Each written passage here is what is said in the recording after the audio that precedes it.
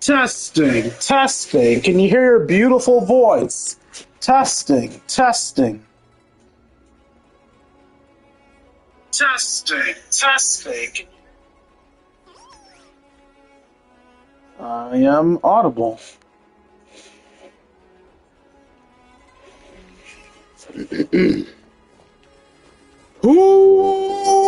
What's up, Twitch? Let's get a prettier main character out. That's better. It's your Lord and Savior King D353 here for another stream of Let's Play Honkai Star Rail. In the last episode, I did some character story grinding, doing the character stories of Natasha. I believe I did somebody else as well as Natasha. I'm trying to remember who the other person was. Oh wait, no, I remember. It was Natasha and Seely and Luca. Well, it's kind of like Luca's story featuring Seely. Point is, I did a bunch of Belabogian stories last time. Today, as the video title states, we are doing the stories of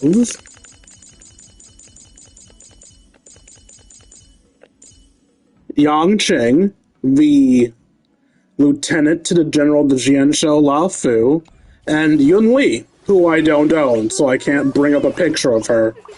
But as per usual, we always start these streams off with a warm-up. And by a warm-up, I just mean a way to kill time so more people can show up. So let's go to the Astral Express and see what characters have shown up for us to talk to them and waste time, so that more people can show up and I can feel like people watch my shit. Natasha. Not so long ago, I was still wondering whether I'd ever see Belobog's sky again. Now I'm on a train coasting through the universe. Sorry. It's so beautiful outside. I got a little lost in thought. You get used to it. I'd love to come visit more often, if you don't mind. Come as often as you want. When I stand aboard the Express, I can feel that you and I are really the same. Manifesting our own futures in this universe to the best of our abilities. I think that's what's known as trailblazing. Everyone's working hard for the bigger picture. I believe I'll have lots of happy memories here. Thank you for inviting me aboard the Astral Express. You're welcome. Bring Hook next time. I do kind of wish people would come more than just their initial appearances, because now that I've done my 2 conversations with Hook, I'm never going to see her again.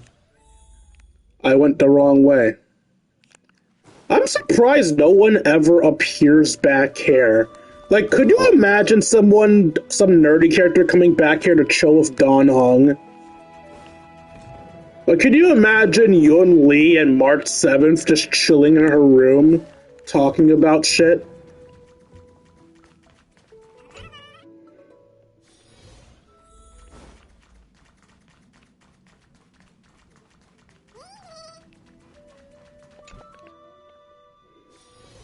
But instead, they only ever show up in the parlor car and here. Which is why I'm here, by the way. Sometimes characters can show up back here. It doesn't look like anyone has today, though. Alright. I think I'm just gonna go on to the story now, then, because I believe I've already done all of the, I think I've done all the character trials. Yeah, all the character trials are done.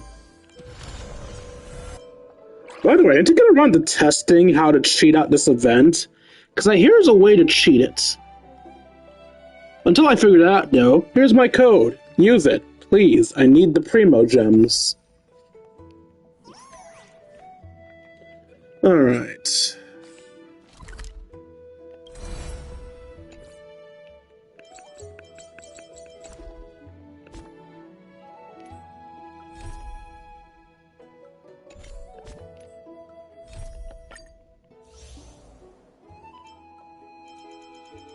Need to make sure it's following the right thing so I can find him easily.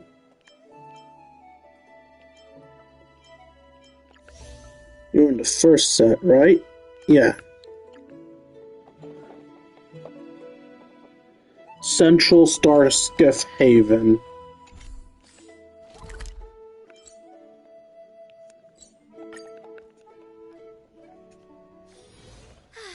What a full day. A good night's sleep is basically guaranteed. Do I have any good teams from the loufu I can use?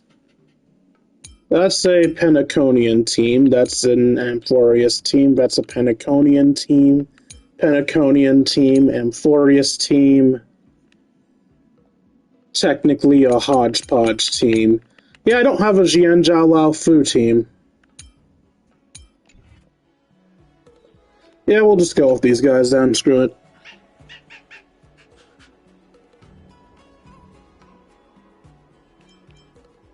Meow, meow, meow. Clearly, you are meowing up the wrong tree.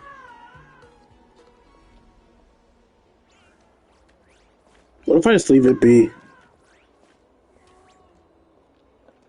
Being the responsible person you are, you can't just leave it be. How about asking March 7th for help? Do you think March 7th talks dog? Let's go, I'll bring you to March 7th because she totally speaks dog. Frosty Blade's trial. Begin!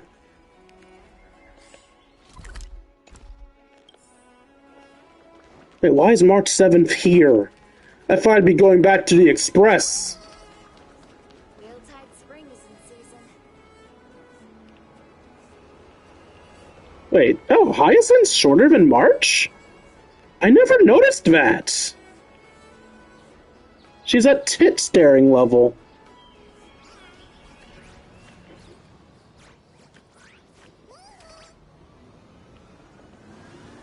I can't zoom in on the tits for comedy effects. Everything okay? No.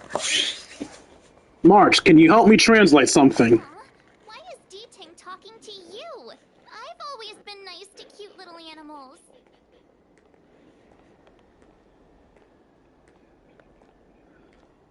And why not me? I think I'm a better fit, that's all. Never mind. No need to get offended. The first time we met D-Ting was during the Kafka hunt. I could tell there was a mysterious connection between us. Whenever he barked, I understood what he wanted to say. For example, woof woof, woof woof woof woof. Meaning, hello dear, I found a strange thing at the port of Cloudford. You may want to come and have a look for yourself. Oh my god, she can actually understand it. You wouldn't happen to be related to D-Ting, would you? Hey, enough with the passive aggression. The simple truth of the matter is that I can understand him. So what did D-Ting find at the port? Come on, let's go check it out. Why the fuck can March talk dog?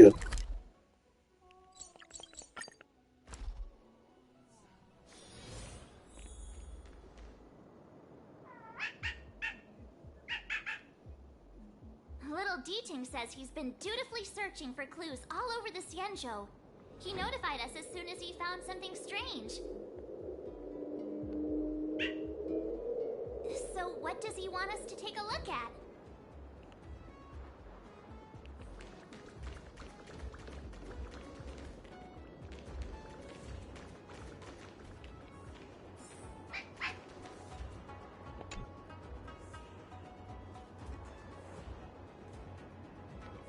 A jade tracer laying on the ground. Its light green vein flashes out. Something happens.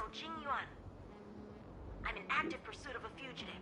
The situation is unpredictable and developing rapidly. So I've planted this jade tracer to record my whereabouts, in case I lose contact. If anyone finds this tracer, please take it to the seat of divine foresight, so the Cloud Knights have the necessary intel to act swiftly. Okay, so why didn't the dog just carry it there? So it's a recording device. D-Ting must have heard its signal and called us over here to investigate. My dude, Deep Ting has been standing in the middle of that road for like months on my account. Yang Ching's dead.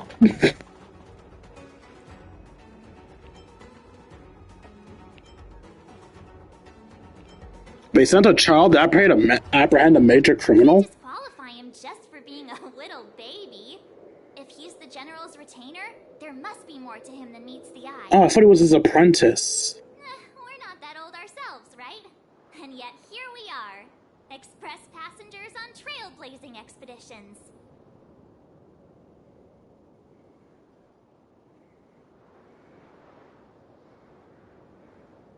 Yep, even the dogs here can give out missions. Nothing shocks me now. Given everything that's been happening on the Xianzhou recently, I reckon the only fugitive worthy of a retainer's attention would be a Stellaron hunter. I wonder how he's getting along. Check operations log. Team must I haven't built him!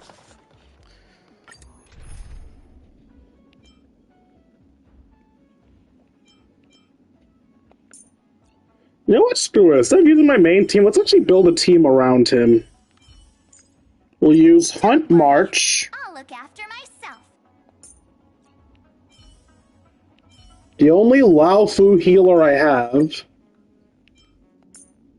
Do I have anybody else that's actually from the Jianzhou loufu? I mean, Preservation Don Hung would kind of work, I guess.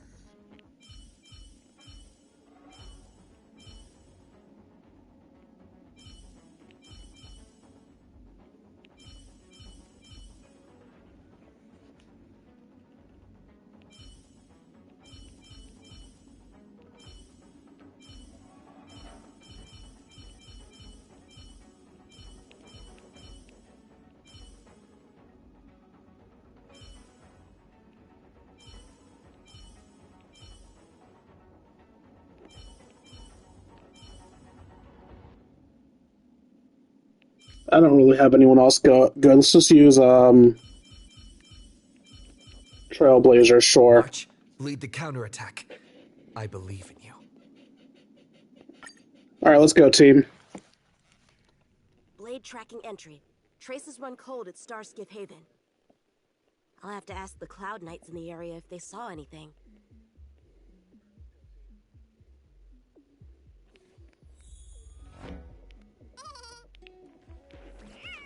Why are you with me? Captain, could you spare a moment? Yanqing? Why are you all the way out here on the front lines? Shouldn't you be back at the seat of divine foresight? The General already has a lot on his plate. As his retainer, it's my duty to share the burden. Your duty to protect him, not to share the burden. Correct. After this blade escaped from the shackling prison, it disappeared in thin air. I wonder if he's even still on the ship. Or perhaps he had no intention of escaping in the first place. What foul demons found their way across the stars to wreak havoc on the loufu? That's why I'm here, to help the General eliminate those demons. Is that so? I didn't receive any orders from the General. This is a covert operation. Then shall we dispatch a few knights for this operation of yours? I appreciate the gesture, but the fewer people who know about a covert operation, the better. Making a big show of it will only scare the snake deeper into the grass. A good hunter must operate alone. Dispatch a few knights. How incapable does he think I am? I might be young now, but just you wait.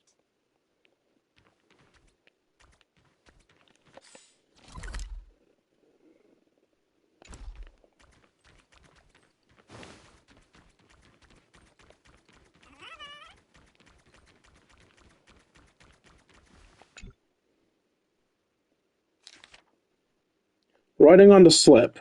The heavens open for good fortune. The sun burns to a lucky spot. Receiving this slip is no false feat. Today you are in for good luck. The final sentence of this common divination slip was crossed out. Something else was scribbled there. If guests arrive from afar, thou shalt rush to their service. Fulfill their every wish and respect them with... About her foresight, didn't manage to foresee this disaster, did she?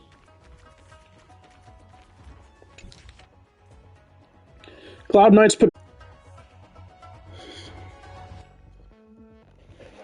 I don't have much drink today, so I need to minimize how much I'm talking, especially when I'm reading. I have a bad habit of trying to read quickly so that I don't linger too long, and that makes my mouth drier faster. I need to not get too thirsty today.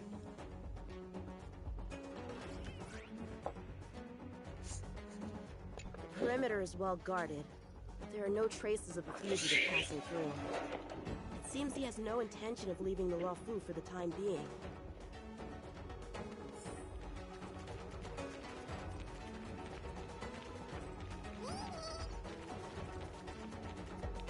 If the side crane hadn't been damaged, we could have extracted some footage. That's no longer an option.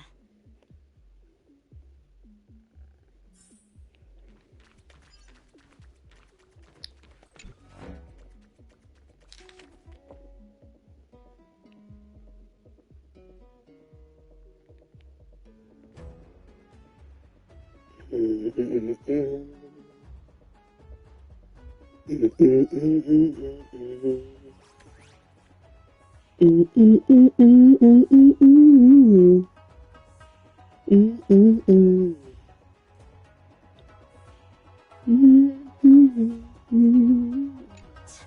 Skyfaring Commission really made a mess of this.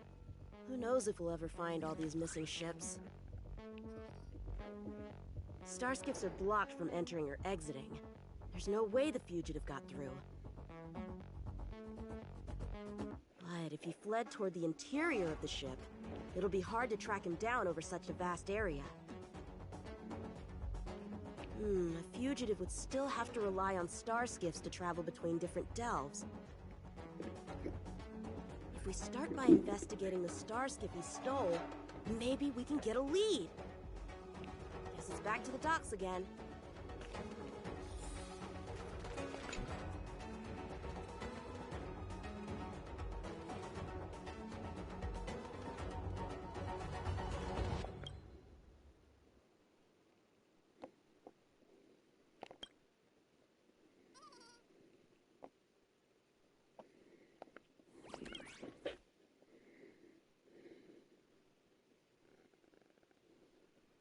Bad writing, terrible pacing. No, wait, what was I supposed to be doing again? I love that. Okay. Focus, Yanqing. You can't let novels distract from your duty to the general. Especially not ones as crummy as this. Young Ching, your thing's a buff, right? Can't change character. The balance.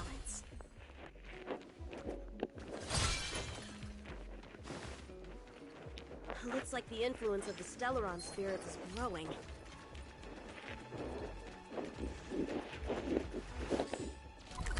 How do I get there? I am here.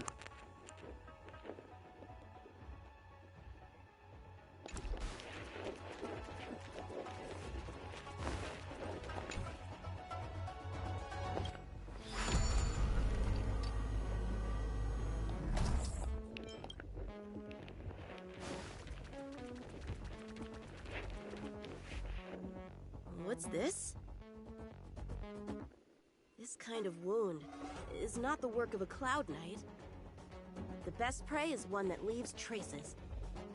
Here, Duting, let's follow the scent.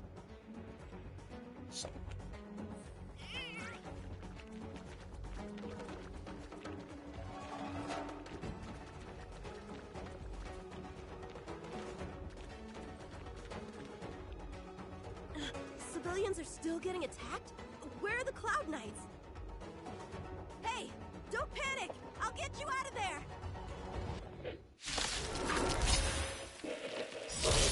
Isn't that a playable character? Hey, this is gonna be my first time having March put Shifu on someone who's actually her Shifu. Here you go, Master! Time to show you what I can really... Azure Dragon, White Tiger, less cards, watch this! Also, if anyone finds themselves wondering why March was able to break that opponent when she's the wrong element, she gets the weakness break ability of whoever her Shifu is. I choose you. Bladed flight! Yeah!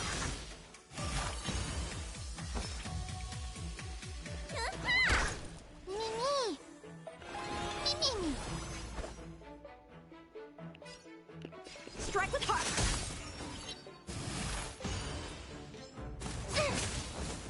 Ready to shine.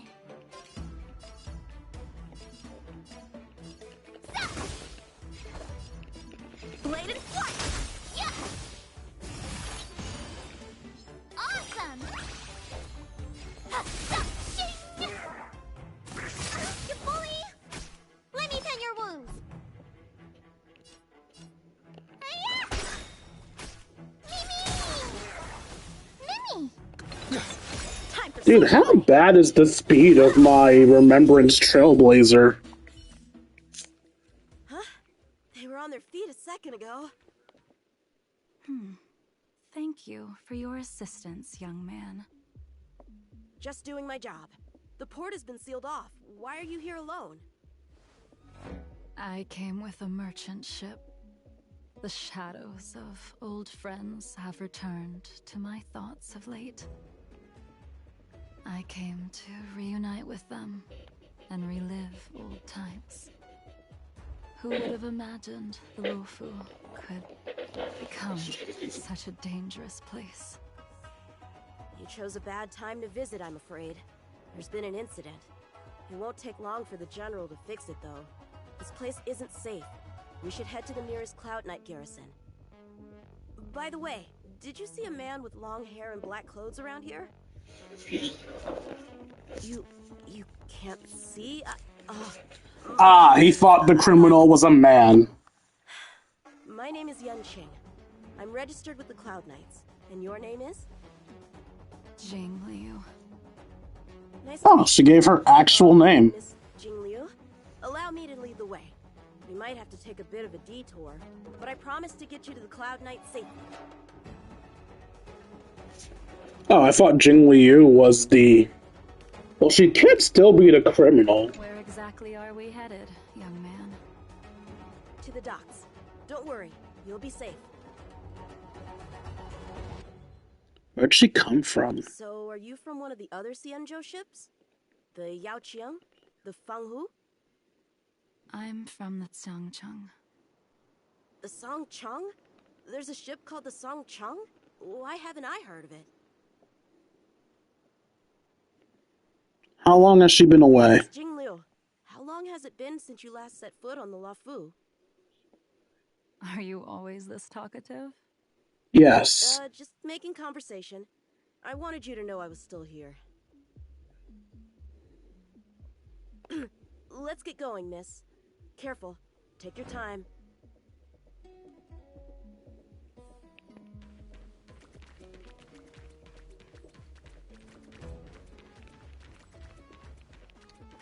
You know, sometimes I do wonder if this game has, like, Genshin-style hidden chests in these story areas. I don't think they do, but part of me is wondering if I should slow down and start looking just in case.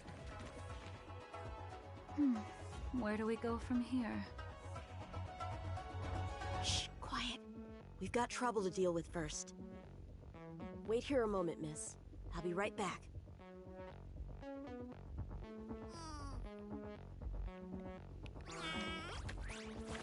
Shift the balance.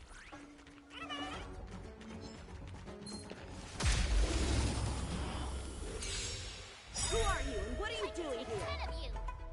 You've come at the perfect time, little one. We could use your blood to irrigate the celestial traces. A little one? This little one is about to teach you a big lesson. Let me fight. Here you go, Master. This is being in sync?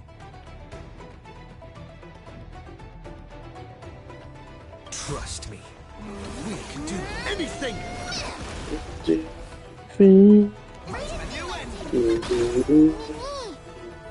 Not you, because you just had a turn. Ready to shine.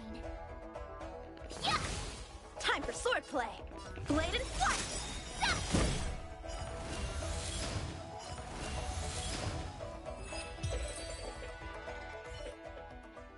Where did these guys come from?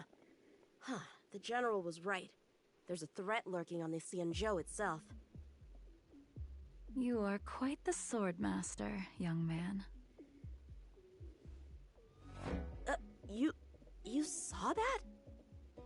I heard it. A sword whistles through the air and rings out upon contacting the enemy. Whilst invisible to the eye, such signals reveal the quality of one's swordplay. As a musician listens to the notes of a song, so a poet listens to its rhyme. And in the flow of combat, a skilled swordmaster delivers both with their blade. I'll wager the Cloud Knights capable of wielding 6 flying swords at a time. Number few, indeed. Thanks, miss.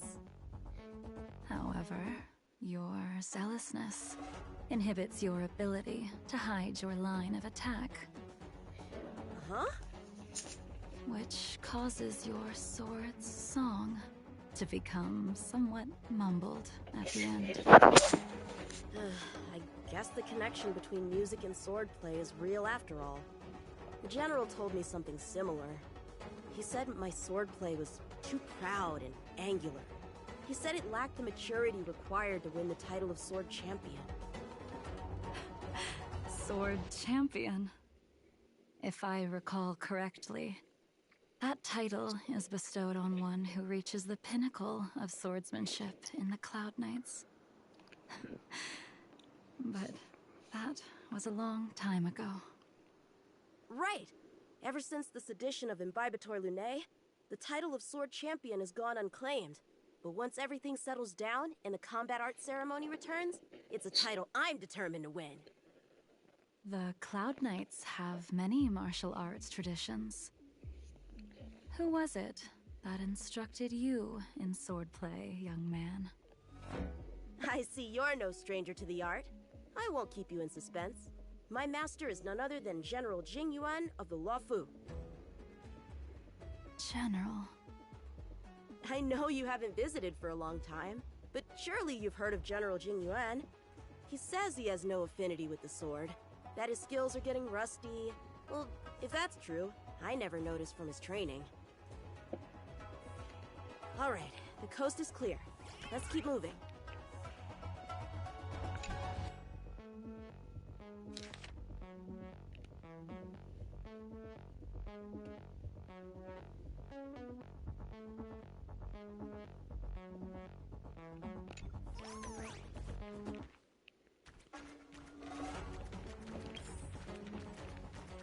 Oh, I'm going down there. Whoopsie doopsie.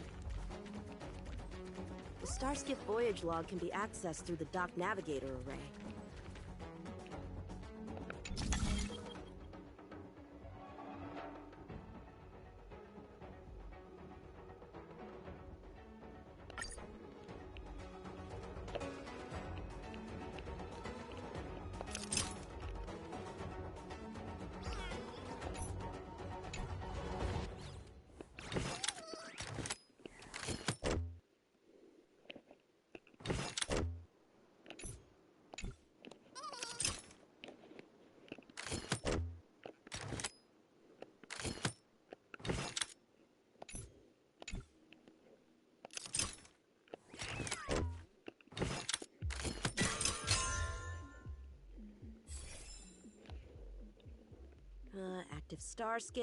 Active Starskiff.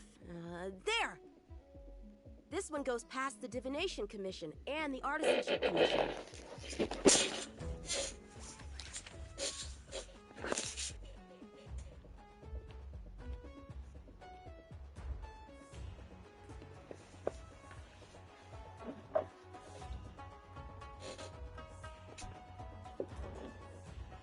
Well, my work here is finished.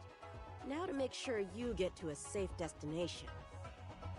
Given the present circumstances, the Cloud Knight garrison probably isn't a safe destination.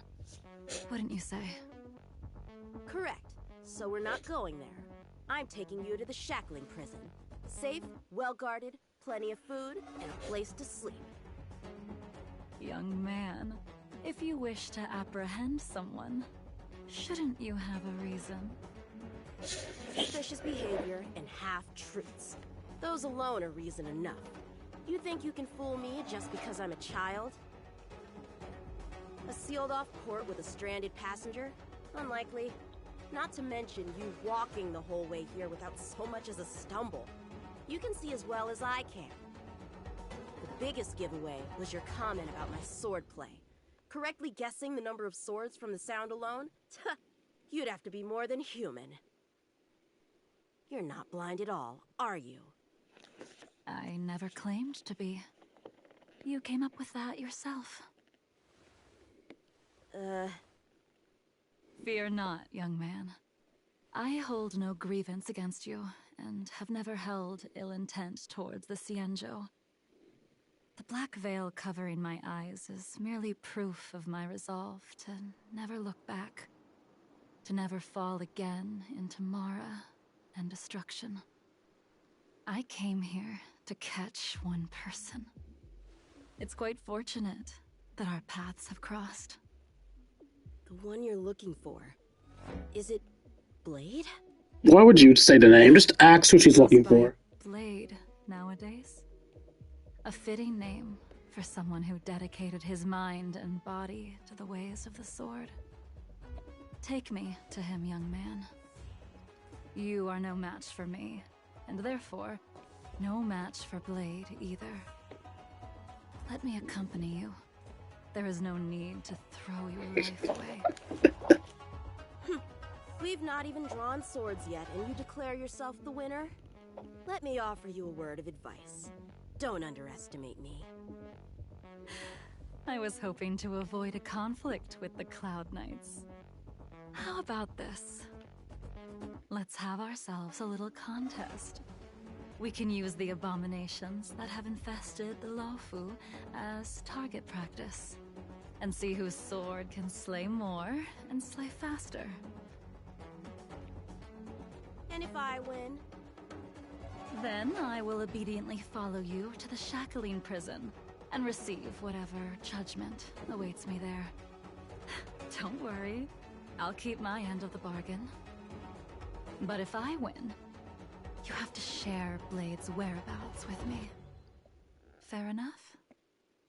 A Cloud Knight never gambles with official business. But in any case, you won't beat me. I admire your confidence. But what was it you said earlier about declaring a winner before swords were drawn? It would seem we've cleared every abomination from the area. Let's find another location and continue our contest.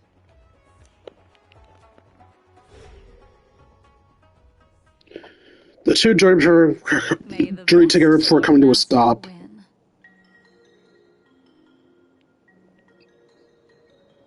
This place is brimming with Mara, the perfect environment for honing one's skills. Surely slaying abominations doesn't count as gambling with official business? How do we tell who's won? We go from here to the end of the path without leaving a speck of abomination behind us. The first one to the end wins. Deal. Lead the way. What if you're just using this as a chance to escape? Jing Yuan trained you all right. That's the basic thing to state. Shift the balance. Show me what you got. Here you go, Master. This is being in sync? I choose you! Bladed flight! Yeah! You don't look so good. to show you. Azure Dragon, White Tiger, less cards! Watch this! Practice is up, swords descend!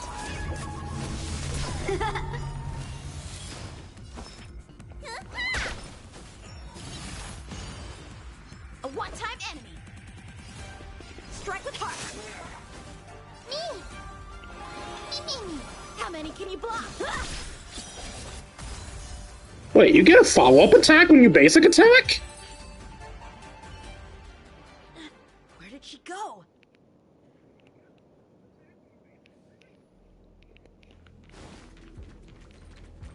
So I was doing that one fight, she already beat multiple enemies? I didn't even see you overtake me. Too slow, young man.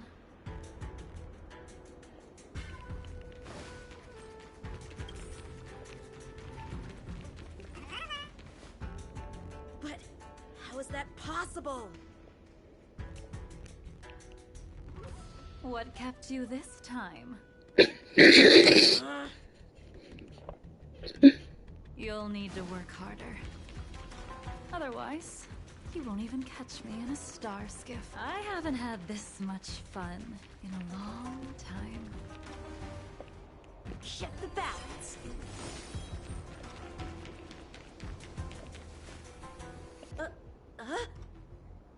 A long time has passed since I wielded this sword. The heat of combat nearly cast me into the darkness. Come, young man. I'll let you finish up. I'll let you make 3 moves. Draw your sword. Don't you know it's rude to keep an elder waiting? Blade in flight! Hesitant, weak. What happened to that confidence of yours? My turn. Once you draw your sword, you must strike down your adversary in one blow without turning back. Jin Yuan taught you how to slay abominations. But did he ever teach you how to deal with the Mara struck?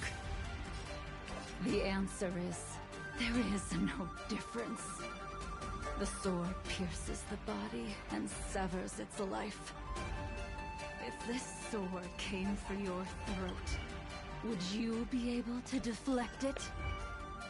Did you think this swordplay was just a game of victory and defeat? Future sword champion. Strike with heart! Enough!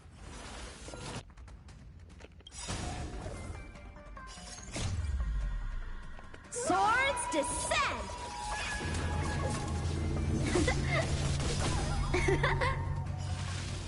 Since I play this game at double speed, regular speed feels like slow motion to me. Blade in flight! Technically, I got the kill on each and every one of them. Your final move was the only one that didn't disappoint. All but one of my hits killed somebody! I lost? Sorry, all but 2. Our contest has not yet come to a conclusion. For I have yet to make my final move. And the field has no opponent. Unsheathing this sword without merit is to blaspheme the divine will of the Rainbow Arbiter. And invite calamity. Huh? Even with your strength, if you were to cross paths with Blade, it would mean death for you. I can give you a more dignified end than dying at his hands. To die as a swordmaster, having witnessed the perfection of my technique, refined 1,000 times over. What say you to that, young man?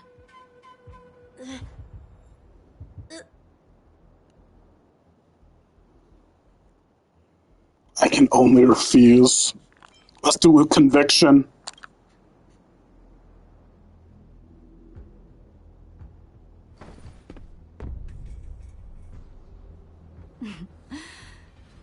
You have courage.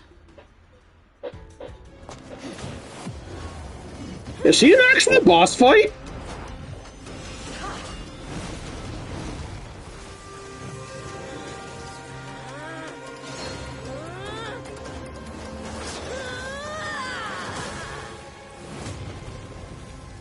He just split her ults.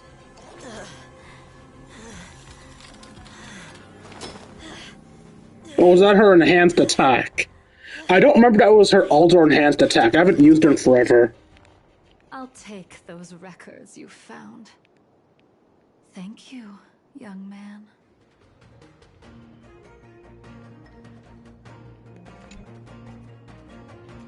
That move was a token of my appreciation. We were fated to meet this day, and in days to come. This mysterious woman also wants to find the whereabouts of Blade. No matter what she wants to do with the fugitive, she must not be allowed to get to him first. I have to pick up the pace. No matter what she wants to do with the fugitive, she must not be allowed to get to him first. I have to pick up the pace.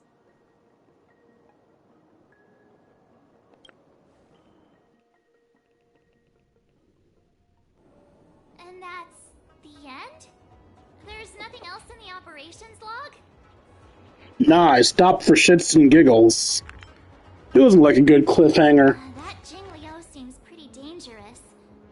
The Stellaron crisis sure has attracted a lot of strange people to the loufu. Shouldn't we hand this over to Qing Yuan as soon as possible? Woof.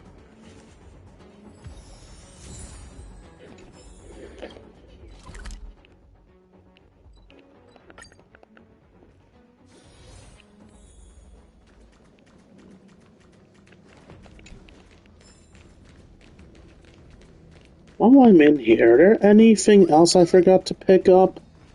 More books? Any treasure chests? I don't have the item to search for, treasures in the loufu, so I need to manually look around. I get around. I love how I just said I'm not going to talk much to conserve my mouth's moisture. And yet here I am blabbing away around like a damn fool. No treasure chests. Wait, what? Wait, what? Collect. Collect. How are you here? Do let me know if you come across any rare swords. You're not supposed to be here.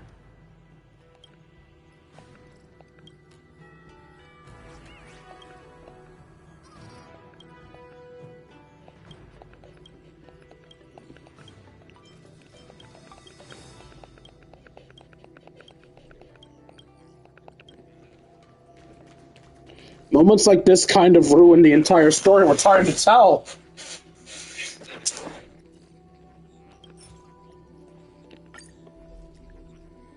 That's weird. He's right behind me. Without a doubt. This Jade Tracer belongs to Yuan. I can't thank you enough.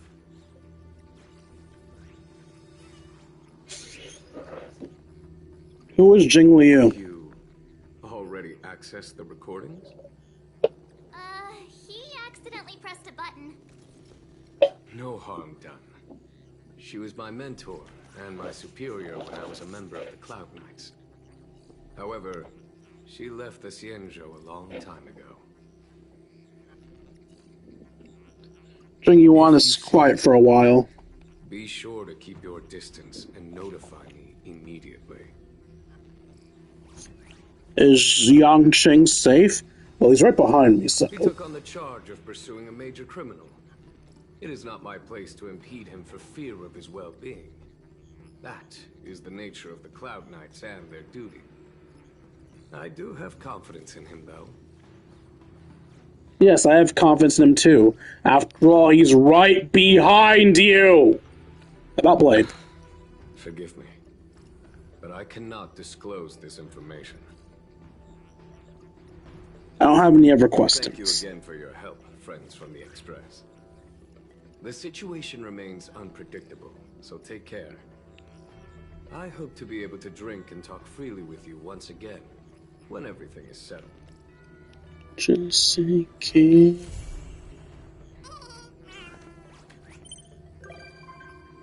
Wait, that's it? That's it? You're fucking kidding me.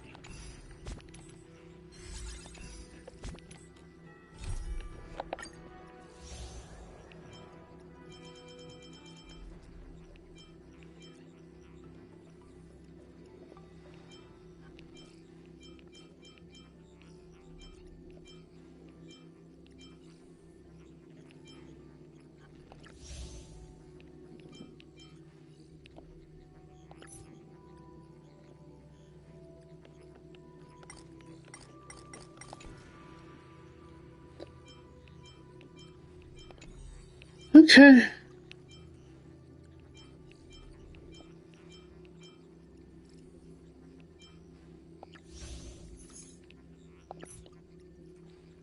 Head to designated localization, the Jianzhou loufu Central Star Skiff Haven again.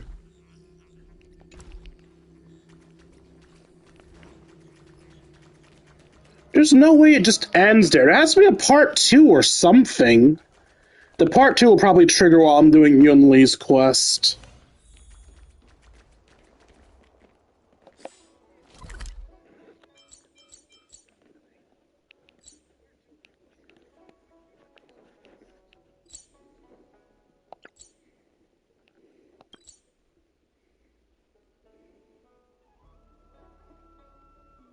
Yeah, this sounds like Yunli's.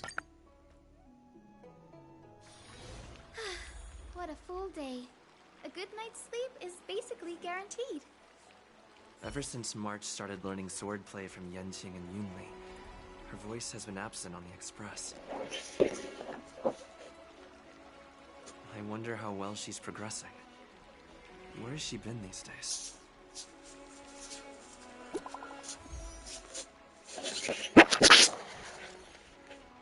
Have you seen March 7th? She didn't turn up for practice. March 7th? Never heard of anyone named March 7th here. Helping her skip class, eh? Your friendship must be pretty solid. How about you take her spot for the training sessions, Fret? No thanks, I haven't seen her crying. Huh. If I can't find March 7th, then I'll only seek out her legal guardian, which is you! First off, I'm definitely not March's legal guardian. You can look for Mr. Yang or Miss Himiko. They're not there. You can find Don Hong. Too many names, can't remember. I was ordered to instruct her in the ways of the sword. She can skip my class, but I can't skip my duty. We need to talk about your child's behavior, King. How about this? You come find me at Orem Alley. I'll wait for you. Swords to plowshares? The fuck's a plowshare?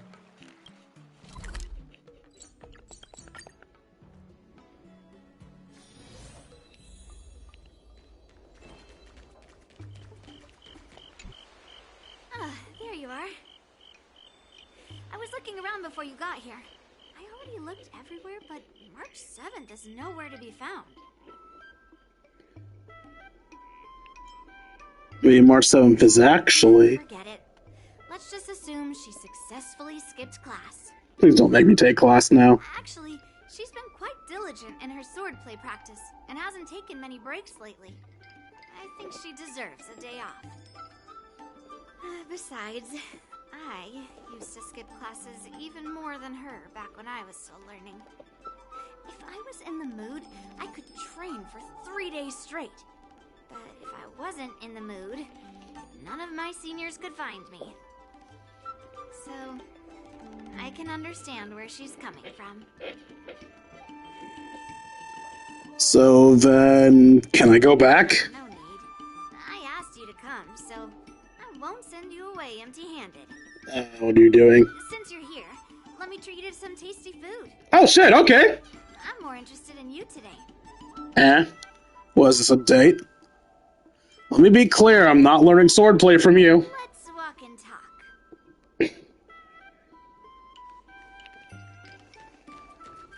Lucia told me there's tasty food in Aru Valley. Let's go there.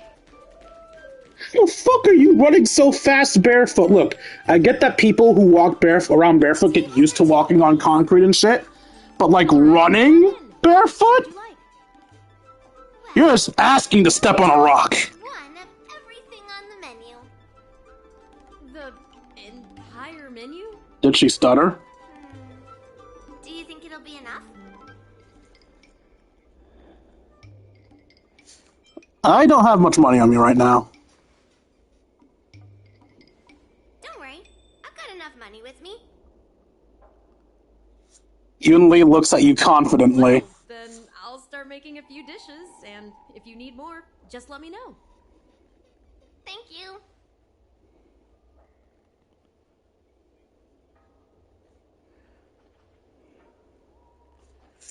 Do you usually eat a lot? Yeah. I mean, not too much, actually. Grandpa said to never be stingy when it comes to making friends. So, how big is your appetite? Only a little bit bigger than usual. My stomach is a bottomless pit. Ah, then eat to your heart's content. Are you sure we don't need to look for March? Well, I've thought about it. She deserves a day off. Did you say you're interested in me? I mean, I do have a harem. I guess I can add one more. Well, to be more precise, I'm interested in your sword. I use a bat. Yanqing mentioned you before. He said that you're not to be underestimated, and that your weapon has a unique shape. Have you guys never seen a baseball bat before? Sword, how the weight is distributed, what material it's made of, whether it contains any special ingenia, and what kind of sword techniques you use. It's not a sword, it's a baseball bat. Seriously? A bat? Are you disappointed? Just the opposite. This is fascinating. You place your beloved bat, your most trusted companion, perhaps second only to the likes of Bart 7th, Don Hong, Wilt, Himiko, and Pom Pom before Yunli's gaze. So, it really is a baseball bat. A fancy technological baseball bat. Constrained by its shape, so, in a sense, your bat is a sword too. He also said that a weapon mimics its master, so your bat actually reflects your habits and nature. I'm a brute, got it. Let me guess. You're someone who doesn't follow the rules, enjoys improvising, and can handle yourself well against tough foes. Am I right? She said breaks the rules. I feel required to say, rules are meant to be broken! Have you been secretly filming me? Amazing, right? And I bet you always say something silly like, rules are made to be broken. Okay, I'm gonna swing my bat at you. There are so many sword wielders who acted all righteous and moral, but were really just liars. Their swords always told the truth, though. They told me that their wielders were just a bunch of frauds who relied on their divine weapons for everything. I've hunted down hundreds of swords like this so far, and every single one of them has been melted down. Wait, you take people's swords by force and melt them down? Yes, but only for those who cross the line. Melting their swords is my way of protecting those weapons. Did Yangcheng ever get a sword back from her? Sword is not enough. Grandpa always says, words and expressions can be deceiving, but in a fight to the death, A sword's movements never lie. The war dance is just around the corner. You'll be participating, right? I don't think I do. Certainly. For talented sword masters like you, the war dance is a perfect opportunity to show off your skills and make a name for yourself. But for people like him, who have already made significant contributions to the Xianzhou, they maybe don't need to prove themselves on the war dance stage. It has been a while, Mr. Nameless. And you are? This is Madame Yukong's secretary. Thank you for your introduction, Mr. Nameless. I'm Shi Kuei, and I work in the Palace of Astrum as the secretary for the Helmmaster. I apologize for interrupting your conversation. I happened to hear you discussing the war dance. And since this person is an old acquaintance, I thought I'd come and say hello. Are you hosting any guests, miss? I'm not even gonna try. Yes, with the war dance approaching, many guests from afar are pouring in. Mr. Pavo here is one of them. He's from the distant planet Kalevala. Mr. Pavo's planet recently joined the Pan-Cosmic Trade System. He brought his delegation here this time, not only for business, but also to return something that belongs to the Xianzhou. Miss Shikui, the word gift is perhaps more fitting than return. While it did once belong to the Xianzhou, we faced many tribulations to be able to deliver it here, so it should be considered a gift. I apologize for my poor choice of words. Mr. Pavo's delegation brought a legendary Xianzhou sword that had been lost for centuries. General Huayan plans to personally thank them at the Palace of Astrum and present the sword as a prize to the champion of the war dance. Mr. Pavo and I were actually on our way there. Since you two were talking so enthusiastically about the war dance, maybe you'd be interested in joining us at the Palace of Astrum?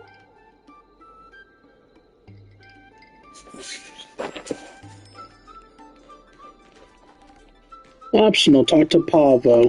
What do you have to say, Pavo? Nice to meet you both. The journey to the Xianzhou loufu wasn't an easy one, but the scenery here is worth it. It's completely different from my homeland. Once the formalities at the Palace of Astrum are finished, I'll find a quiet spot on this street and plant a seedling. And then my mission will be complete.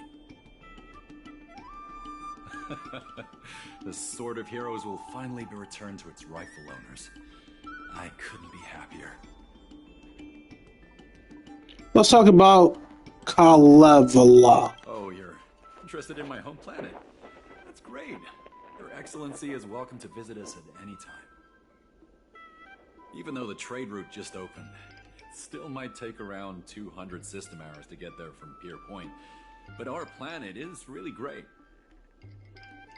Yeah, sure, it's a bit cold and the food is a bit repetitive and our houses aren't as fancy as those on Pier Point, but that doesn't matter. We've discovered massive supernium deposits, and we're on the path to prosperity. Let's talk about the sword. Oh, you mean the Mieka Kivesa? It's an incredible sword. That weapon helped the legendary heroes of my homeland slay demons, and is highly revered. It also has the power to choose monarchs. All the ancient kings of Kalevala received a sign from the sword, showing they were worthy to rule the land.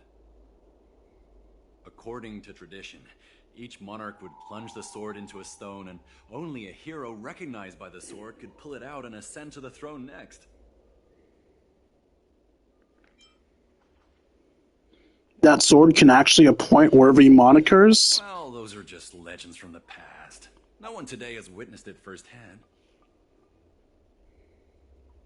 Why don't you keep the sword for yourselves? Well, times have changed, and now that we have a council in place, the idea of a sword crowning a king has become a joke. Besides, it wasn't a native of Kalevala who last pulled out the sword and recognized its connection to the Xianzhou ship. It was a visitor from afar. While the sword holds great historical significance for Kalevala, it doesn't truly belong to our world. The old-timers on council had a heated debate about whether to return the sword. They eventually unanimously agreed to let the Mieka Kivesa return to where it truly belongs. That's the best possible outcome. I'm going to witness its return too. Wonderful. It's an honor to have so many people witness the sword's homecoming.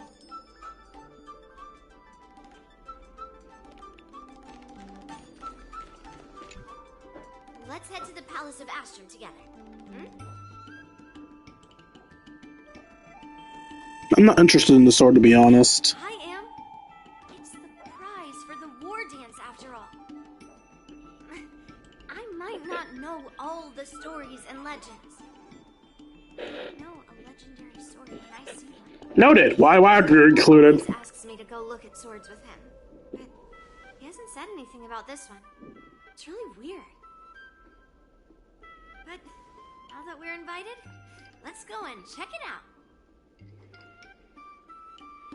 Guess I don't get a say in the matter.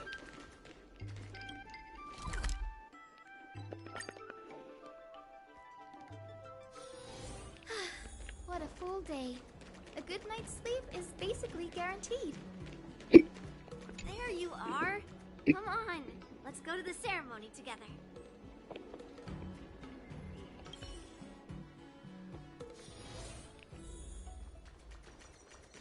Hi, Argenti. Please allow me to offer a sincere compliment to my fair lady. Your beauty is as pure as a snow-white iris. Well, if it isn't my dear friend, glad to meet you again. Who is this weirdo? Well, goddamn. Who is this knight? I am our... Bro, compliments your watches. It's like, fuck, you're weird. I was invited as a part of the Kalevala delegation to escort the legendary Mieka Kivesa back to the Xianzhou. May I have the honor of knowing your name? My name is Yun Li. What a beautiful name. I wonder if you have ever heard the holy name of the pure and flawless goddess Adrilla. Oh, you're here, Yun Li. Didn't expect you to be so well informed. Well, now that you're here, don't forget your manners. Manners. Come on. You won't find another granddaughter as polite and well-behaved as me. Well, that's a blatant lie, but sure. Just remember, this is a very serious ceremony. Sorry for keeping you waiting, Mr. Pavo. Now, let the sword gifting ceremony begin. Before the ceremony officially commences, I want to express my gratitude to the Knight Argenti. Thank you for enlightening us about the sword's origin and for escorting it here safely so that we may complete this ceremony.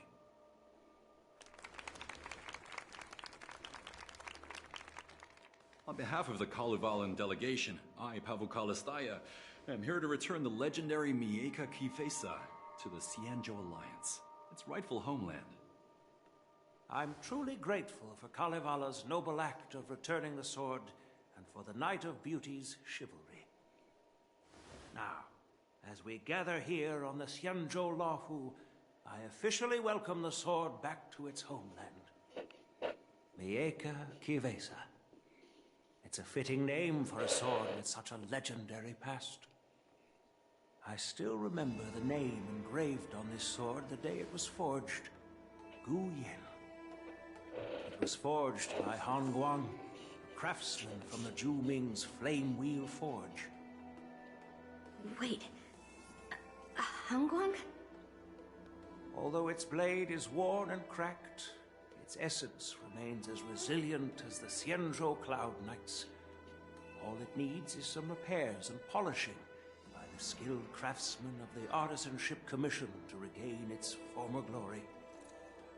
I've decided to entrust this sword, Gu Yin, to the Loufu Artisanship Commission for restoration. Furthermore, it will serve as the prize for the champion of the Loufu War Dance. This sword will be wielded against abominations to protect our homeland and live up to the mission of the Kalevalan delegation that returned it from so far away. Thank you, General. It is an honor for Kalevala. Now, esteemed knight and delegation members, please head to the Artisanship Commission, where... No! This sword was forged by Hongguang. Yun Li! These esteemed guests have brought back your father's work. Where are your manners? Oh, I didn't realize this sword was actually forged by your father. Returning it to its rightful owner is, Grandpa, give me that cursed sword right now. I'll melt away the remnants of that man's curse once and for all. Wait, what? Wait, you don't like your dad? Maybe I shouldn't react. Don't be rude, Yun Li. Apologize to our esteemed guests from afar. I'm sorry. I'm sorry for making a scene. But I have to melt down this cursed sword. I won't let it fall into anyone else's hands.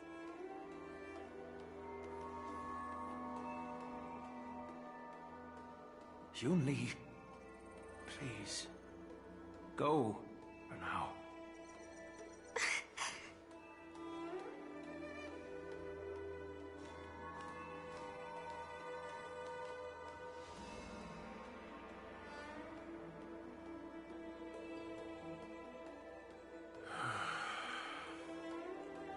This is exactly why I didn't want Yun Li to know about this.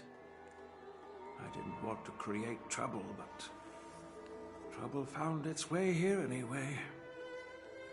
Perhaps it really is divine intervention. Could you, please, keep an eye on Yun Li for me? Of course I do. General, is it really my place to get involved in your family member matters? It's a rare condition. This day and age, you're reading the good news on a new paper page. Love and tradition, the grand design. Some people say he's even harder to find. And there must be some magic rule inside these gentle walls. 'Cause all I see is a fountain of dreams.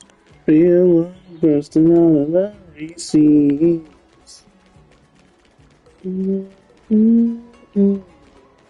It's a bigger of a family. Do do do do do do do do do do do.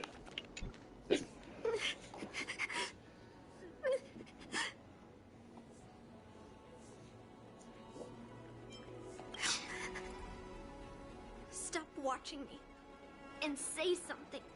Something. I wanted to say something. Poor thing. Are you crying? If you want, I can make you cry too. Do it. Did Grandpa send you to look for me? I bet he did.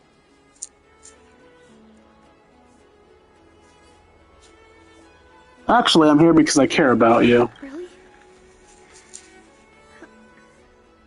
Thank you. Just so you know, I'm here just waiting for the perfect moment to snatch that sword. And once I have it, I'll melt it down before anyone can react. Don't even think about stopping me. No one can stop me. I am very against your concept of melting down a sword just because you want to. At least explain why you hate the fucking sword. No one can help you if you don't explain what's going on. Grandpa sent you here. Surely he doesn't want you to help me. Just tell me to... Have you heard of cursed swords? That sword is one. How so? So it's like a sacred sword's been corrupted? You've clearly heard a lot of folk tales. But that's not the kind of cursed sword I'm talking about. A cursed sword lets anyone, even a complete novice, wields it with insane skill. Just by holding the hilt, even the weakest rookie can brandish it with incredible speed and strength. I don't see the problem. So, where can I buy one? I'm not joking around. And I'm not making up some crazy story. While a cursed sword grants instant abilities to its wielder, it comes at a cost. It's like continuously adding fuel to the forge. With each swing, the sword drains the wielder's blood and essence. Day by day, the fuel will run out, leaving nothing but an empty husk. I mean, if they deem it worth the sacrifice. Soon enough, he'll no longer be a person wielding a sword, but a mindless, killing machine, consumed by bloodlust and murderous thoughts.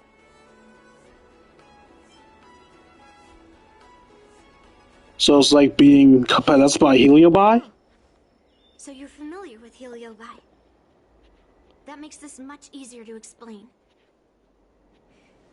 There was a lunatic swordsmith who infused metal blades with Heliobi, as he was obsessed with turning weapons into living things. And this is how cursed swords were made.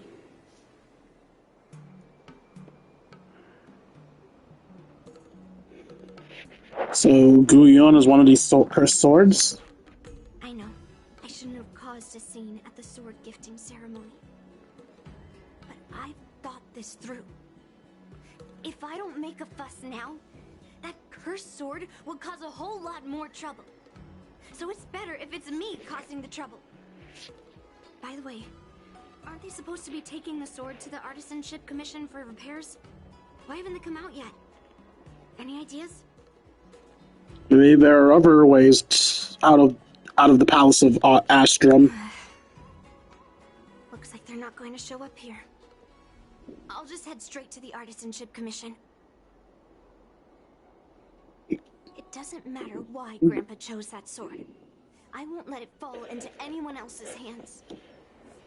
I'll track down every single sword he forged and melt them down one after another.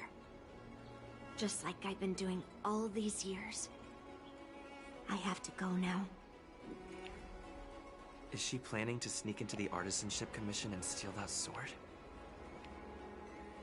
Maybe I should keep an eye on her.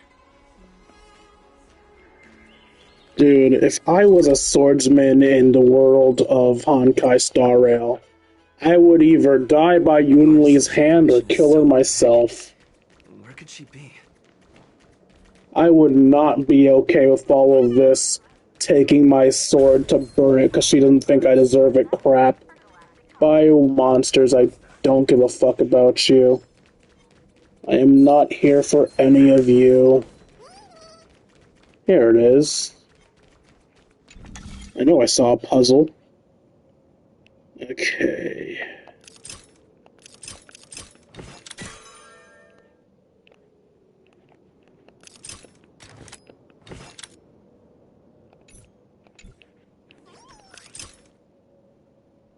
Oh wait, that's not gonna work.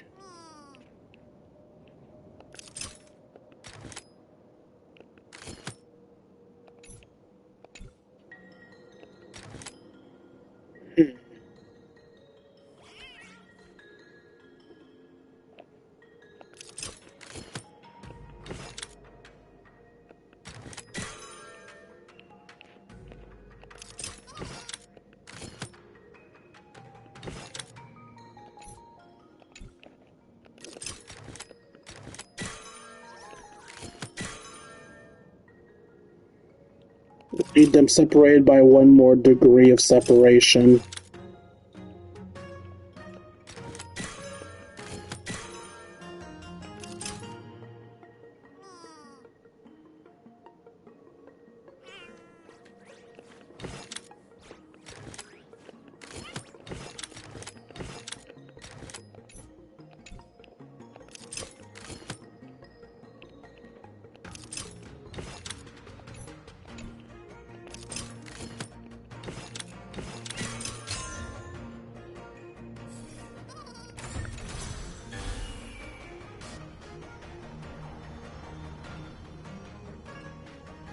Oh, that didn't give me treasure, that just gave me a pathway.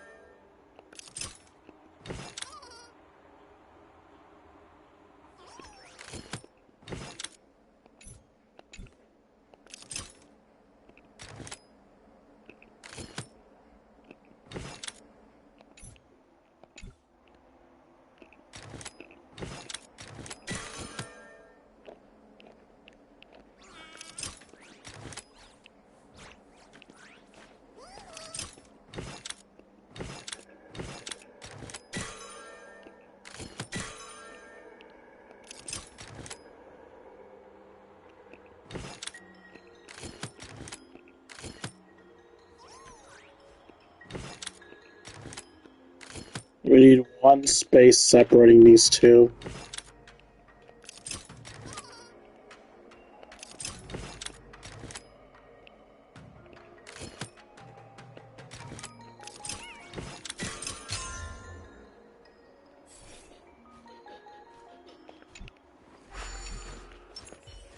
If I have to kill something, I'll need to use casters to do it.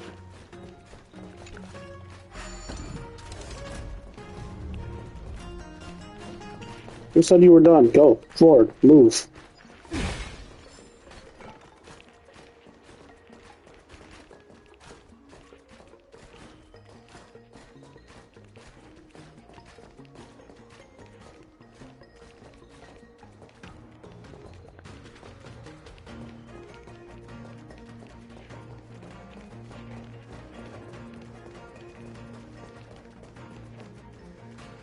What are you doing? You gonna do anything? Why are you staring at the wall? I can't move the wall. Do you need this monster killed? Is that it?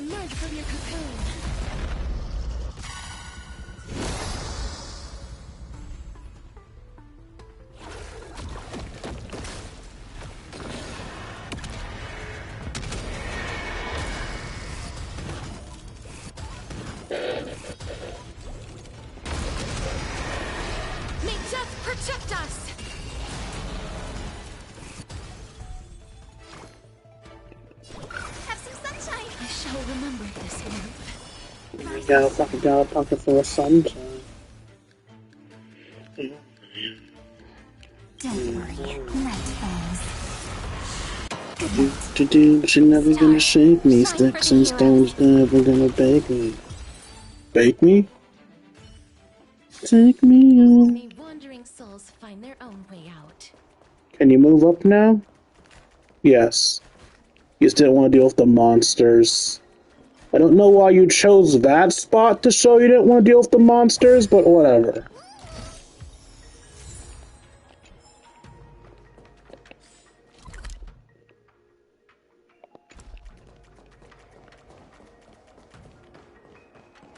You know what? I can check and see what his deal is after I do Yonli's nonsense.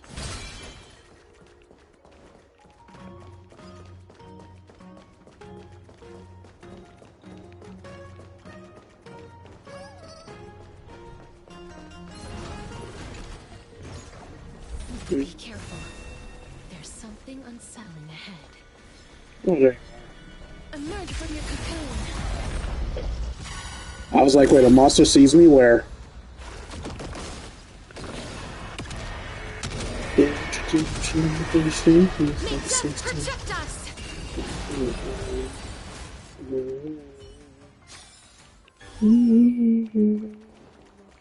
Secret place, secret escape.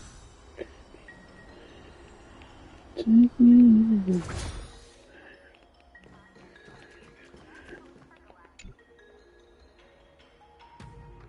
don't think this is where I'm supposed to be.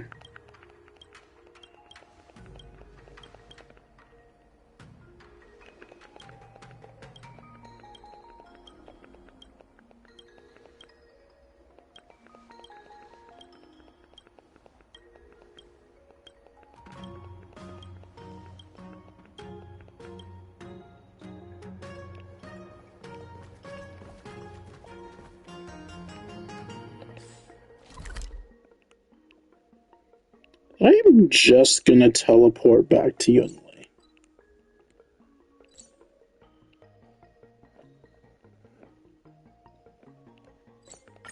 The Artisanship Commission is so big. Where could she be?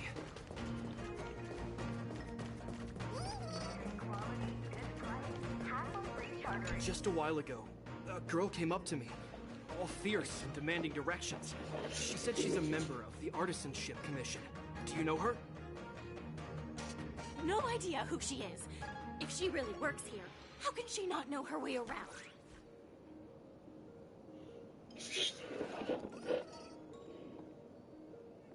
Was she carrying a massive sword? Yeah, she wasn't big at all. But that weapon of hers was pretty intimidating.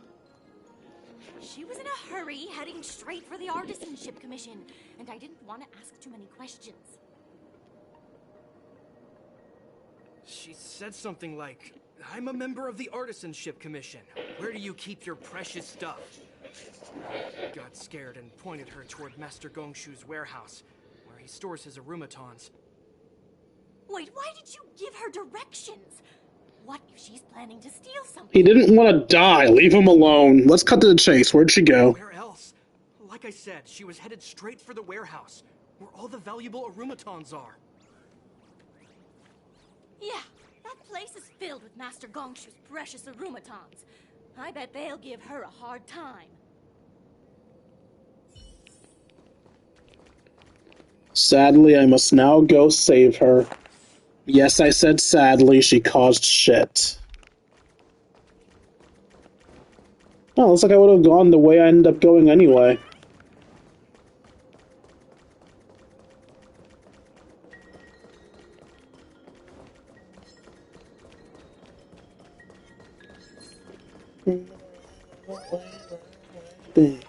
Oh, I put my spell on you.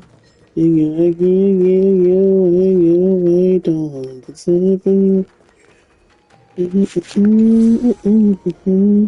Cause I know I'm a rolling stone. So you better run, baby. Do do do do do do do do do do do. What are you doing here? Look, if I get into trouble, it's my problem. I don't want to drag you into it. Is this really the time to talk about that? Fine. Let's smash these metal cans first.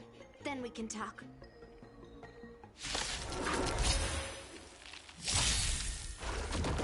They're lost. May this faint light.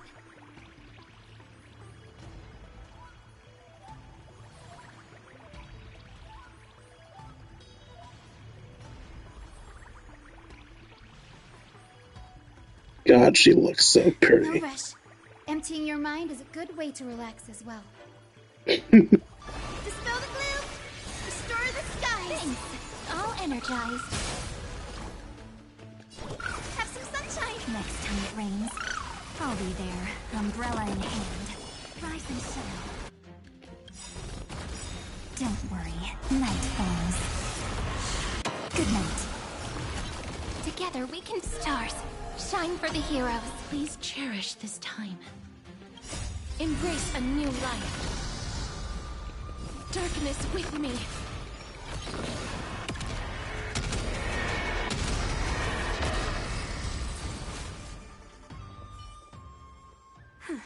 That was the last of them. Thank you for helping me out. This place is heavily guarded, but there's nothing but arumatons. Where is the arsenal?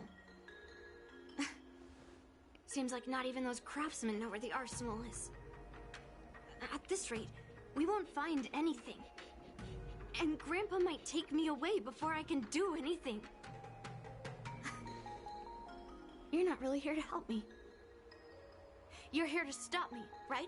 If I was, you'd already have a baseball bat to the head. Of course I'm here to stop you. I can just stand by and watch you get into trouble.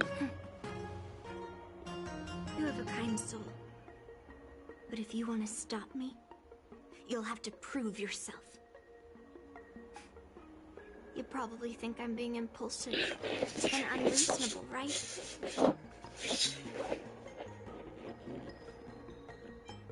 So you're self-aware after all. Hey, I'm not always like this. It's all because of that cursed sword. I remember the first time you met with Yangqing. You are always like this. Why don't you just tell me everything? Look, I owe you an explanation. But this isn't the best place to talk. We need to find somewhere else. Let me be clear, though. I'm still pretty riled up. This is just a temporary break.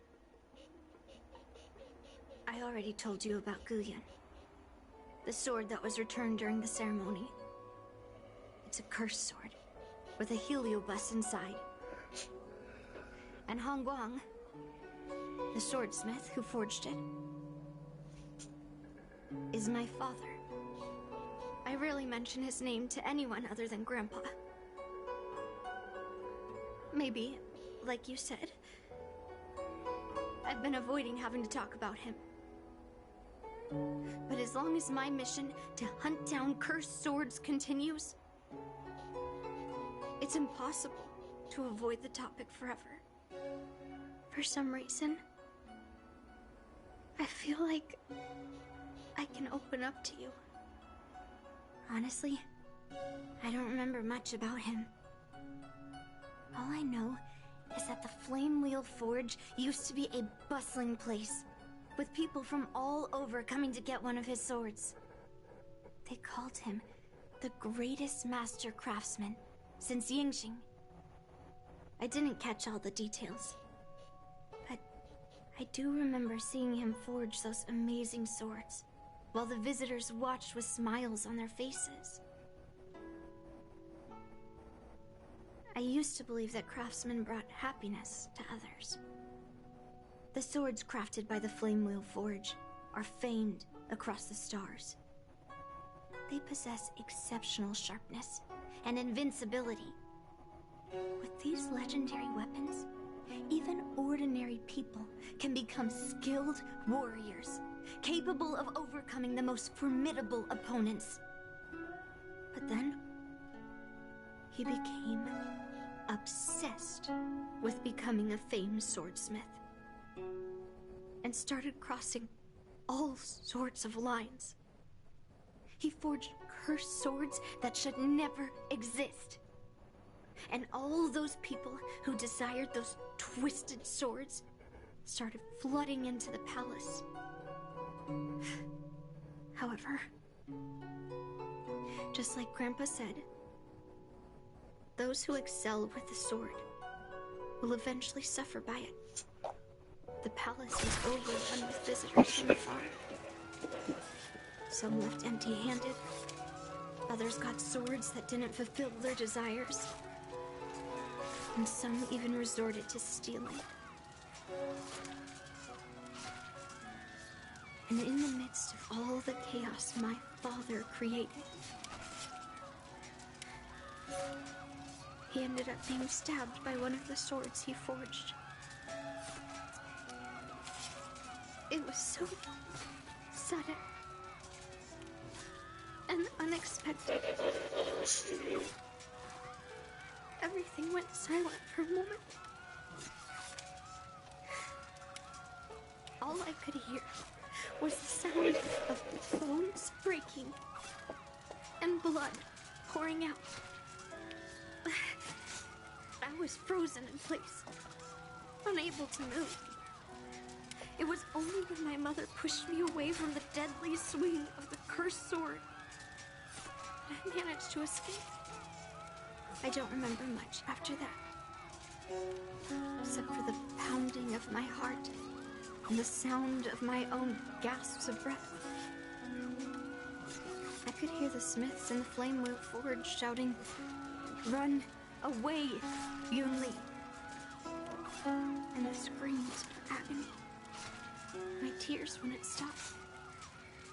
And I couldn't see anything. I kept gasping for air until I collapsed in a pool of blood. If General Huayan hadn't arrived in time, I probably wouldn't be here talking to you now. After that, General Huayan took me in and treated me like his own granddaughter. To me, he is 100 times better than my sinful father. He taught me forging and swordsmanship. Hangguang paid for his sins, but his troubled legacy must not go unchecked.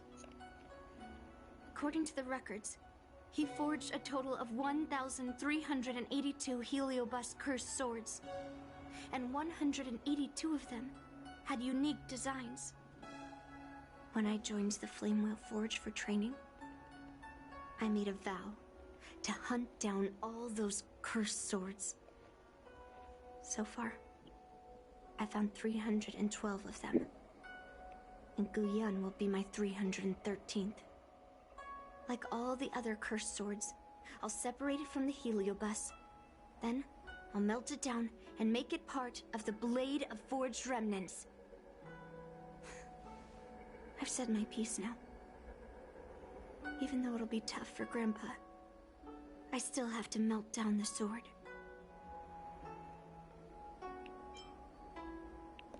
But the delegation calls it the Sword of Heroes. I think you should talk to your General Huang about it. You're saying, even though Grandpa knew it was a cursed sword, he still chose it to be a prize because he thought it wouldn't cause any trouble? No. No matter how I think about it, something is definitely off.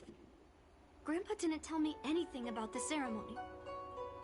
He must be hiding something. Besides, after our argument today, you want me to go back and talk to him now? No way. At least not today. Maybe tomorrow. Somehow, after talking to you, I feel like I've cooled off a bit. Well, I'll have an honest conversation with Grandpa tomorrow. And I won't take any action against Guyan until he gives me his reasons. Don't get to apologize to General... I don't know if she has to go that far. She has every right to voice her concerns during the ceremony. Yeah. I shouldn't have done that in a public place. No, you had every right to. He hid it from you. Thank you. You had every right to voice your concerns when you learned about it. I should go back to the Palace of Astrum and tell General Huayan what happened at the Artisanship Commission.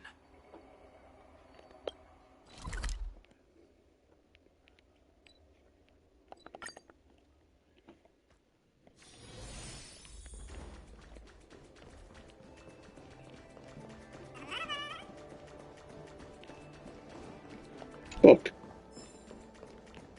While I'm here, are there any other treasure chests or books that I have not yet taken? Book. Book.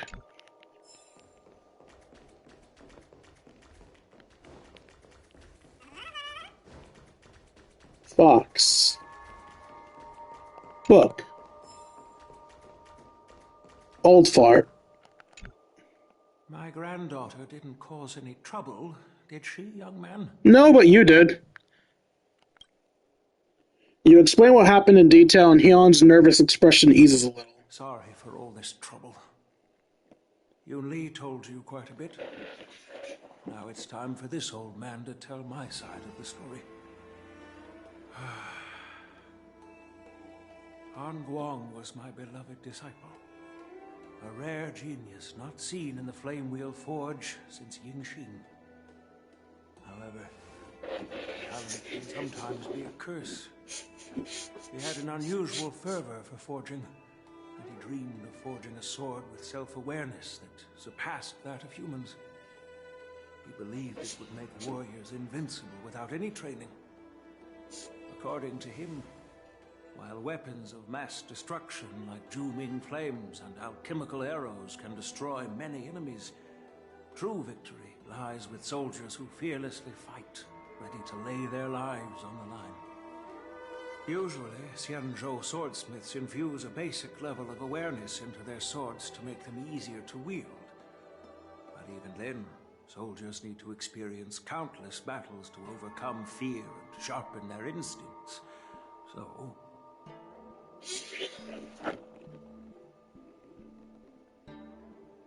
So he thought of using Heliobide to absorb emotions.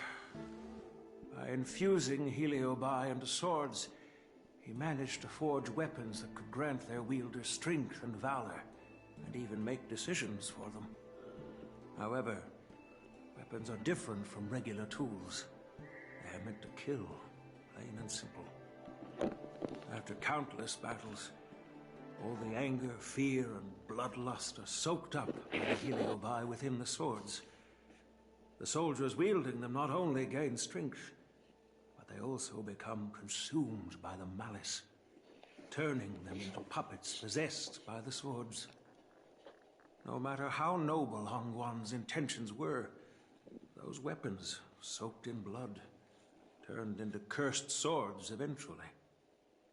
Later, Outworlders got wind of what he was doing and encouraged him to keep forging cursed swords. They came up with all sorts of reasons, from taking back their kingdoms to slaying demons. And you know what happened next. That massacre took her parents' lives, and the lives of many craftsmen in the Flame Wheel Forge.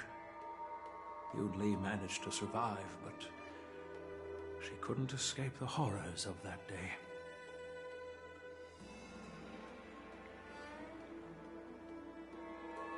Yes. I don't want her to spend her whole life trapped under her father's shadow. She doesn't deserve to carry the weight of his mistakes. Despite her vow to hunt down and wipe out all cursed swords, fulfilling that vow requires immense effort. Traversing the starry seas in search of the swords is like finding a needle in a haystack. And to reclaim those swords, she has to duel the bloodthirsty wielders, teetering on the edge of life and death. She has taken back over 300 cursed swords, and has suffered the same number of fatal wounds. Makes sense as a counter character. Her in to give her a chance at a normal childhood. To send her on a sword hunting journey. She'll go on it whether you want her to or not. She manages to melt down all the cursed swords one day. What will she do with her life after? Live it. Does that sword really contain a Heliobi? Wu Yin is indeed one of the cursed swords forged by Han Guang. Very few swordsmiths could use Heliobi as forging material, and Han Guang was one of them. His attempt came at a terrible cost. Yunli plans to talk to you tomorrow. I thought this sword could be an opportunity. I wanted to tell her that her father wasn't all evil, that even the man she resents so much managed to forge a true sword of heroes. I also wanted to find a chance to tell her about the history and origin of this sword, but not during the ceremony. As you saw, it wasn't a good time. Tell her before, you fucking dumbass! I've instructed the Artisanship Commission to keep the sword safe in the arsenal. If you have any doubts, feel free to ask the people involved. Master Gunshooter, something I want to talk to you about. General Hyang gave the loufu sword called Guyang. Don't you worry, General Hyang has already confirmed his instructions. Right, I heard from my apprentices a young lady with a sword botched the artisanship commission. That's General Hyun-young's granddaughter, right? Is she here to chat, or kidnapped me? She's already promised me that she won't take Gunyeon until we've confirmed the situation. What? She's coming to steal the sword? My nerves can't take much more of this. The Knight of Beauty just escorted the sword to the Artisanship Commission. It is currently in the armory without a chance of compromise or mishaps. You just relax. When I have time, I want to hear that girl tell me why she tried to steal the blade. Since my granddaughter mentioned talking to me tomorrow, I'll be waiting for her. By the way, you watched over her for quite some time. You must be exhausted, aren't you? Really, like her never gets tiring. I'll be counting on you then. Time to go back and find that class-skipping March 7th. Oh yeah, I forgot about March. Let's see here. Any more book? Hey! Book. Book.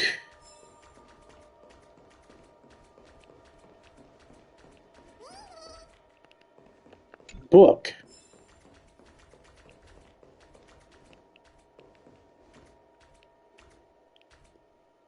Okay, so why'd I only get one?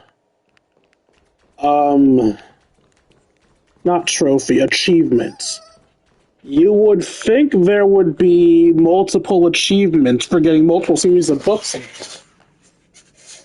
Something, something, express something.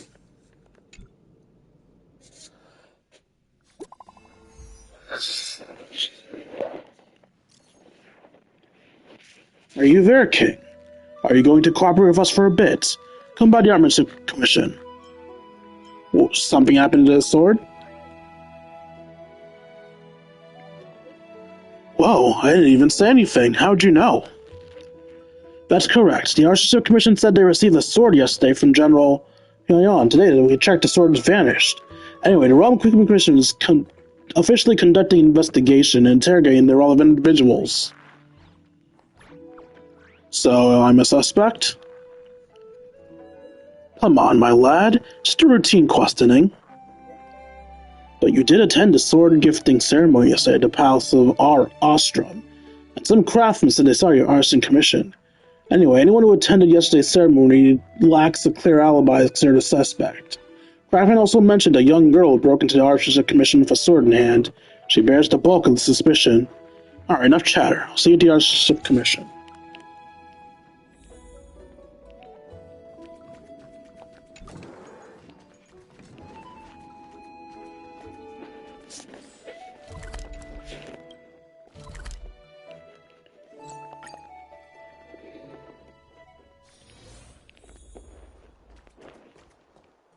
Right, everyone is here.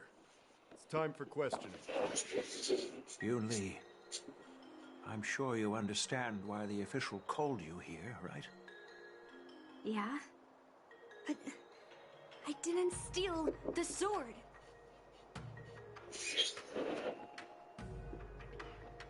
I can vouch for her. Now is not the time to use your reputation like that. Misusing my reputation is half of my charm. We're breaking our promise to the loufu and betraying the delegation. We're counting on you to find the truth, Official Dahang. Yes. It's my duty to thoroughly investigate. Argenti's the one that stole it. Though Yun Li is firm in her words, we can't just rely on her testimony. After everything, the sword still got stolen. They should have given it to me from the beginning. Yeah, I agree. In this case of Gu Yun's theft, everyone involved seems suspicious to some extent. Miss Yun Li is the main suspect. First, during the sword gifting ceremony, Yun Li openly expressed her intention to steal the sword. She even mentioned it multiple times. After the ceremony, she broke into the Artisanship Commission and destroyed Arumatons in an attempt to get the sword. Am I right? That's true. The Realm Keeping Commission inspected the arsenal where Gu Yun was stored, and there were no signs of forced entry through the doors or windows. The only possible entrance or exit was a small window gap, just a few inches wide.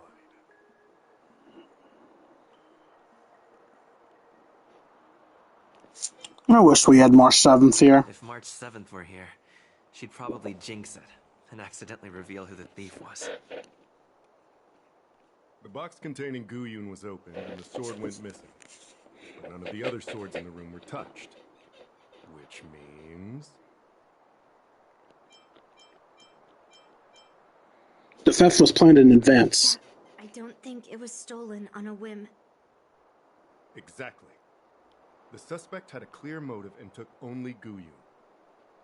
So, besides the ceremony participants, only the delegation members had access to the sword. Could it be that someone from the delegation stole the sword? In that case, why would they return it to the Xianzhou in the first place?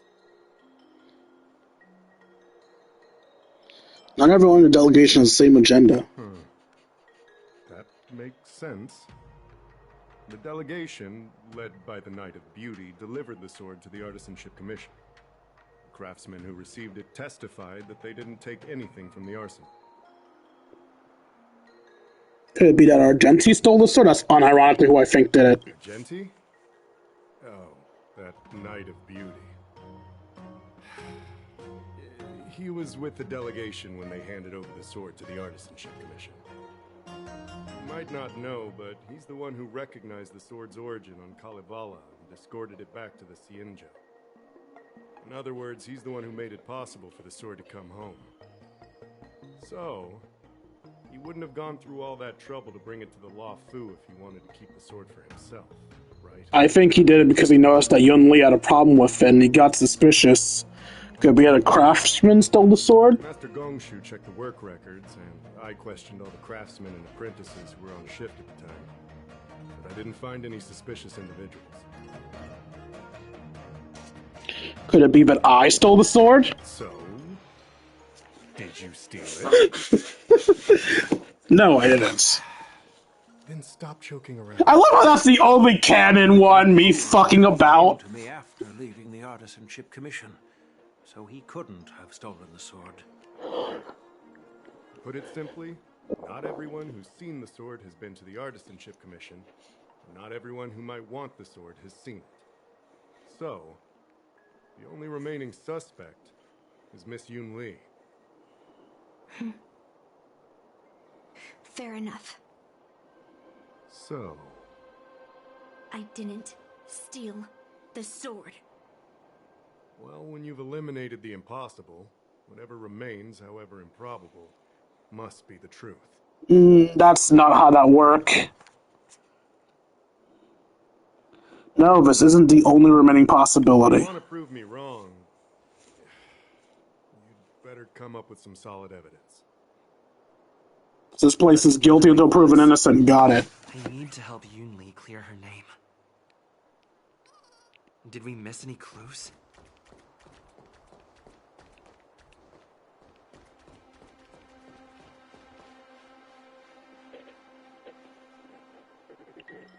Heard you got some problems you'd like a hand with.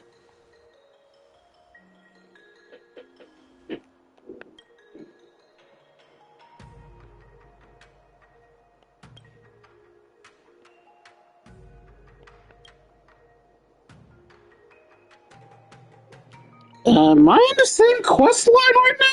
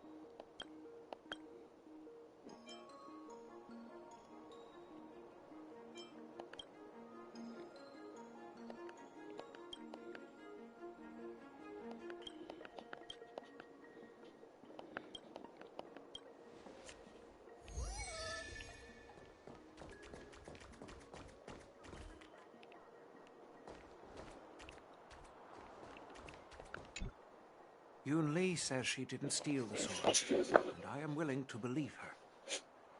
But I know well that Yun Li can be impulsive. So if she did steal the sword on a whim, I won't show her any favors. You were with Yun Li yesterday, young man. So you have the chance to prove her innocence. Is there anything you need to ask me? Ooh, I just love guilty until proven innocent. Did she come to you afterwards? No, she was still mad at me, so she didn't come by. If she had come with you, she wouldn't be a suspect right now.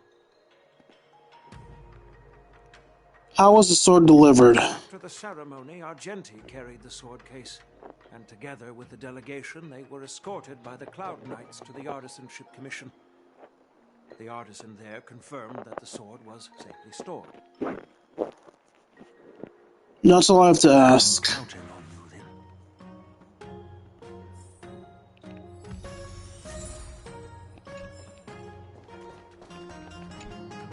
Yes, I received your message yesterday and went to the arsenal to check on it. But when I went back this morning, all that was left was the case. I don't know anything else, so asking more questions won't help, I'm afraid. However, as the Master Artisan of the Artisanship Commission, I've got to clarify something. Even though the sword was stolen, this commission is still highly secure. Wait, no. I just remembered. My precious arumatons were smashed.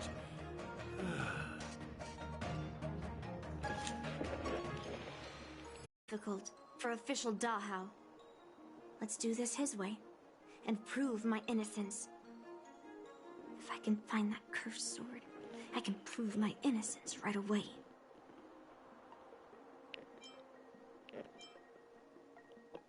No, that would make it look like you did steal it.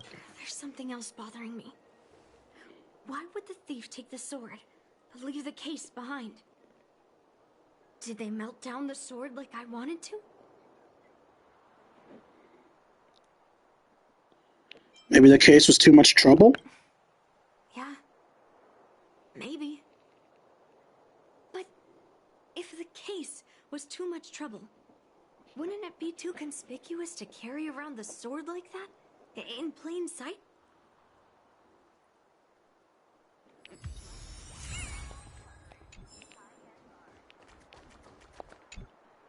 Who could have thought that the Miekaki Vesa would be stolen? And that the prime suspect is General Huayan's granddaughter?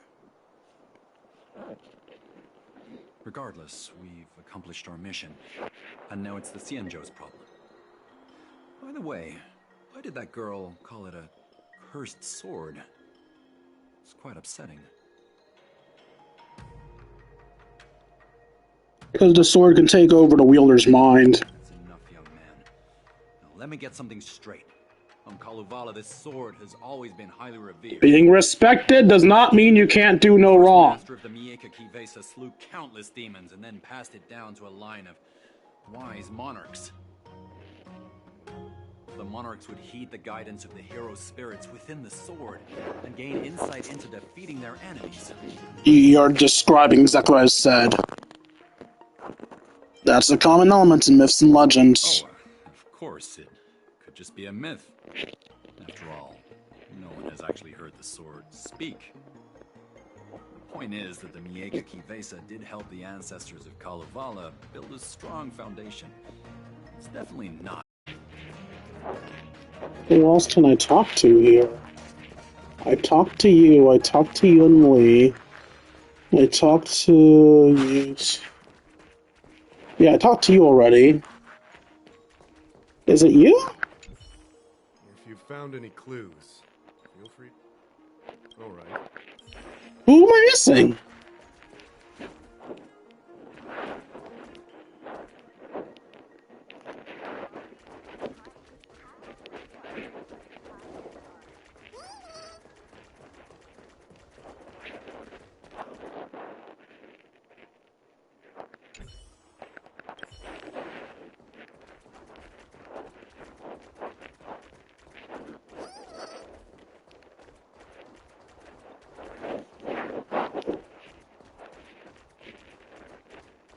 Is it the case itself?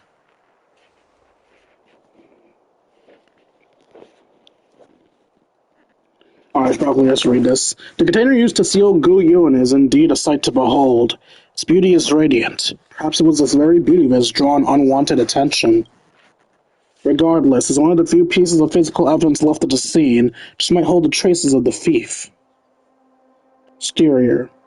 The sword case is masterfully adorned with metal wire inlays, traces the pattern of a lotus, flowers subtly proclaiming its origin from the illustrious Yinzhou Zhu Meng. Case lock. The locking mechanism within the case remained intact, bearing no mark of external force or tampering, so they have the password. The thief took the sword from the case without picking the lock. Open the case. Notice a few smears of red along the bottom of the sword case interior. It's hard to ignore as if the Delaware declaration of existence to those who are viewing the sword case. Yeah, I was right. It's Argenti. Few petals teetering on the brink of withering. More precisely, a single rose petal. Is this flower petal inside the case? You close the sword case and put it back. If you've found any clues, feel free to tell it. I'm 100% sure Yunli didn't take the sword. I'm not sure if I can convince Mr. Daw. You shouldn't even have to convince him. How the fuck did he not gather this shit? It's his job! Moron! 100% sure. Fine. Let me go through my reasoning again, and you can interrupt if anything feels off. Throughout the entire incident, there was only one suspect who broke into the Artisanship Commission, and that was Miss Yunli. This is correct. Miss Yunli caused a ruckus at the Artisanship Commission trying to take away Gu Yun, but you stopped her in her tracks. Correct. After bidding farewell to you, Yunli pretended to leave, but snuck into the arsenal alone and stole Gu Yun.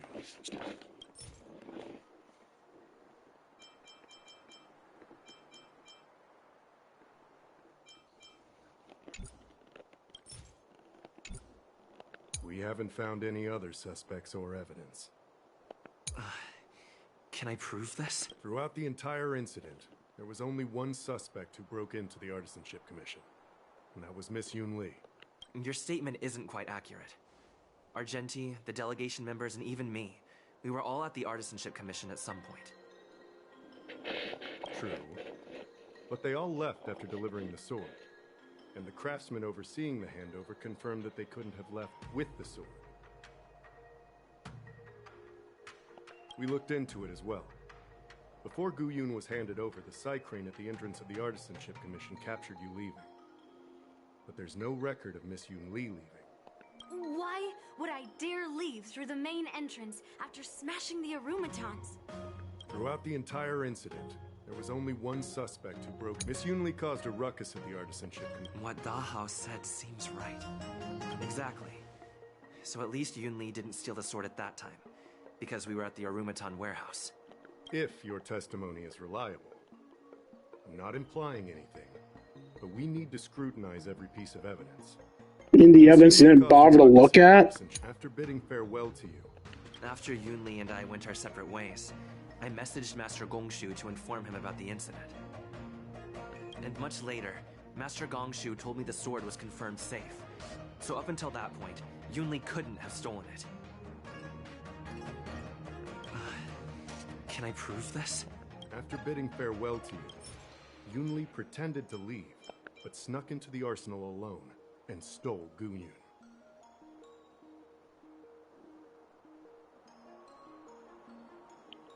Wait, you messaged Master Gongshu? I had no idea. Well, that's some solid proof right there. However, it only proves the sword wasn't stolen up to that point. I didn't do it! After bidding farewell to you, Yunli pretended to leave, but snuck into the arsenal alone and stole Gu Yun. On second thought, maybe Take your time. After bidding farewell, we haven't found any other suspects or evidence. Looks like you're missing some crucial evidence. There are no signs of the arsenal being broken into, so... The only real evidence is the sword case. No. The fact that there are no signs of a break-in is suspicious in itself. Which piece of evidence should I use to... We haven't found any... So I used it on the wrong line. I carefully examined the lock of the sword case, and there were no signs of tampering or damage. What does that mean? It means the case was never locked in the first place. Wait, what? As to why the case was never locked in the first place, only the people who delivered it to the Artisanship Commission would know. I thought it meant that someone unlocked the code rather than breaking it. Plus, I found something else inside the case. Which piece of evidence should I use to further... We haven't found any other suspects or evidence. I found this in the crevice at the bottom of the case. A rose petal? Huh. I must have missed it during the search. You're so great at your job, you worthless fuck. I don't know. But I do know that wherever that Knight of Beauty goes, he always leaves behind a trail of rose petals that's almost impossible to clean up. My thoughts are a mess. Let me sort them out. The sword case was never locked, which is evidence that only someone who delivered the sword could have done that. And the rose petal was probably left behind by that Knight of Beauty. But how did he manage to take the sword from the Artisanship Commission? Why did he steal it after returning it here? And why would he leave that petal in the case? Ask Argenti, not me. I know. Guyon flew out of the case on its own. The Knight of Beauty only unlocked the box to aid its escape. Don't be ridiculous. How can a sword escape from a case on its own? You've never seen a flying sword before? I've only heard about the Mieka Kifesa being able to fly in legends. But even if it could fly, why would the Knight of Beauty do this? Like I said, the sword contains a heliobus. Argenti must have been under the control of the sword. Maybe he was under its control even before you arrived on the loufu. Official Dahao, where can we find that knight? Let me see. The docking location of Argenti's ship. The one and only. Let's go. We've got to find Argenti before that sword completely takes over his mind. We're about to do an Argenti boss fight again?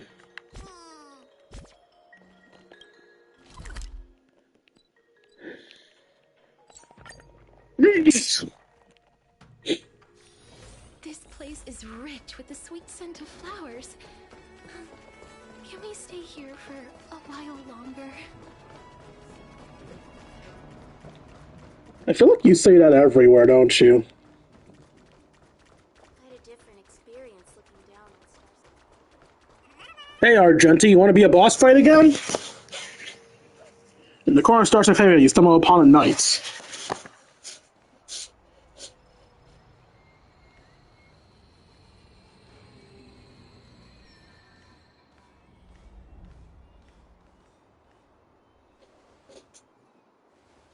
I've been waiting for you here for quite a while.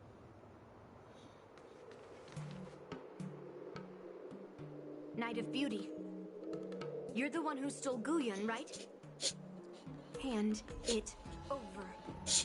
You have no idea how dangerous that cursed sword is. Dangerous? In my humble opinion, the real danger is always the hand wielding the weapon.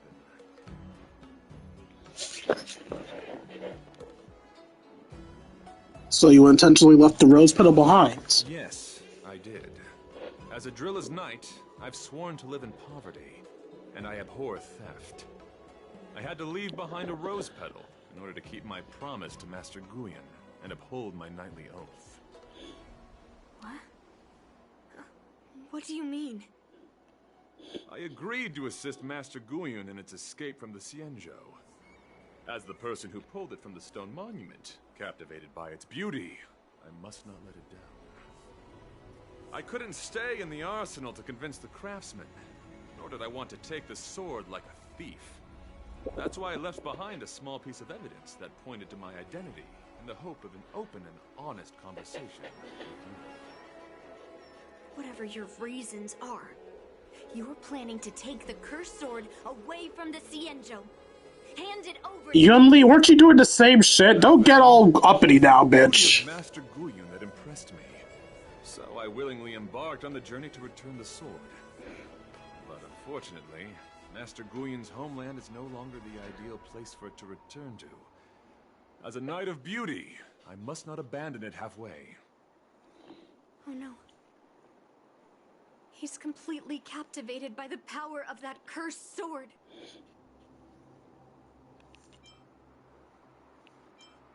So we're just gonna fight him now, okay? How can we snap him out of it? The solution is right in your hand. Captivated? No, I am touched by Master Guyun's flawless beauty. To be honest, I'm confused why none of you can understand this sword. This is quite heartrending. I've already made up my mind to take Master Guyun away from the Xianzhou. That cursed sword has messed with your ability to think. But I'll break you free from its grip. I'll shatter its illusion. And the sword itself. Fair lady, if you're intent on taking away this person, this sword that is under my protection, please engage me with a fair duel according to knightly etiquette. As a representative of this duel, I, Argenti, challenge you.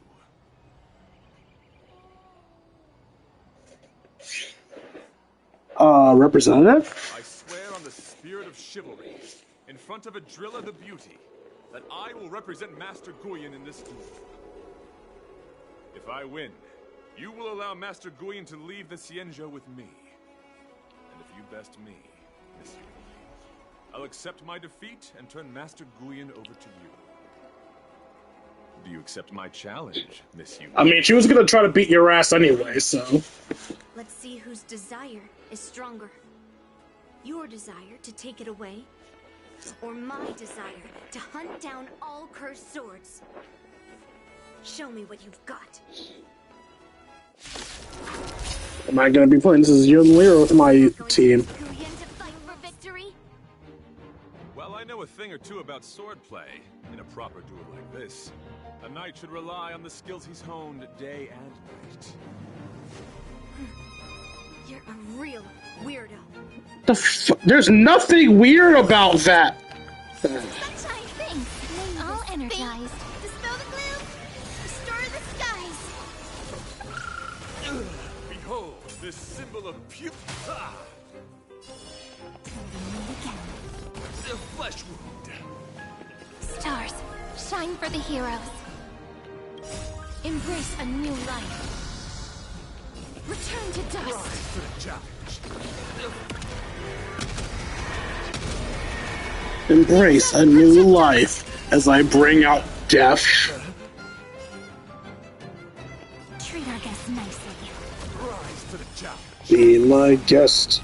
Be my guest. I shall remember this one.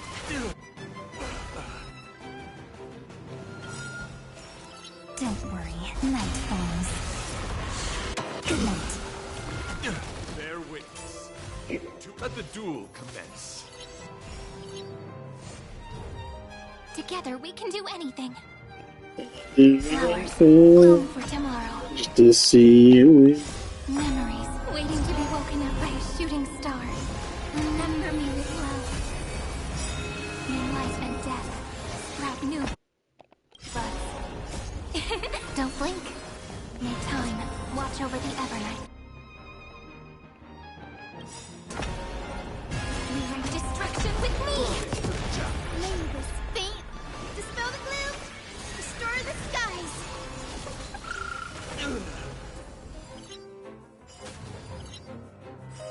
Rise to the challenge.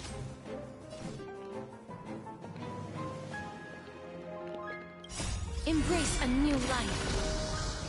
Darkness with me. Rise to the challenge. May death protect us! For sure.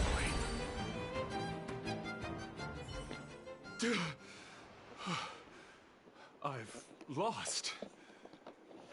According to the rules of a knight's duel, I should keep my promise and hand over the sword. The fact that he even said that proves the sword isn't controlling him. Before I do that, I hope that you, as the winner, might have the mercy and listen to Master Guyon's past experiences.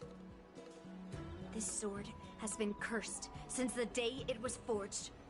Place it in front of me, and let me destroy it. Do what she says, Knight. But... You've done so much for me already. It's time for me to face her alone. Ardente draws forth an ancient sword, scarred from the countless battles before it. No fighting. I just want to share my past with you. To explain why I That's a cool-ass sword. After that, I'll leave my destiny in your hands. Are you afraid to witness my past, little girl? Afraid? Well, you do have a different aura from other cursed swords. But you're just trying to use my curiosity to lure me in. Well, you know best that a single touch won't snatch away anyone's sanity. I think it's worth a shot, Yunli. Fine. Show me your past.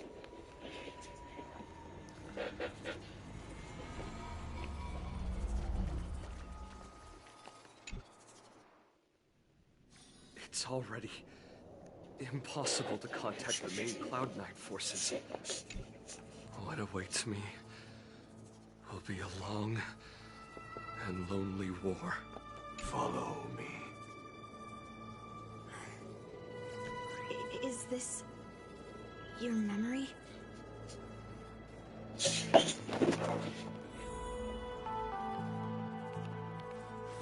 What are we on your Relo 6?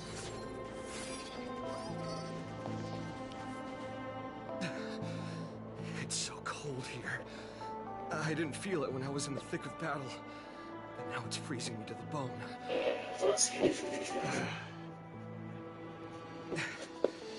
You're indeed a masterpiece from the Xianzhou Juming. If you hadn't taken control of my body, I probably would have been decapitated in that fight. Quiet, and stay alert. Boris and the wolf troopers never give up the hunt. Hey, just relax a bit. It's been over 300 days since we were both stranded on this planet.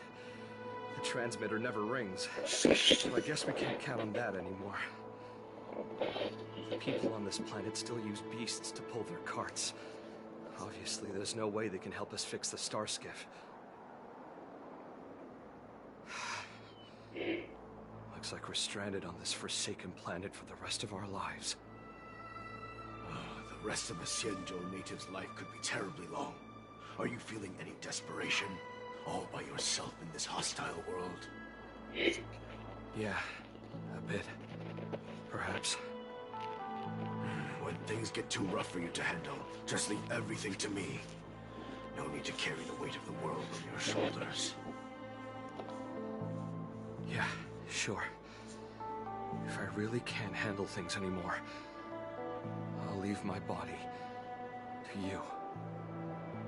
But now is not that time.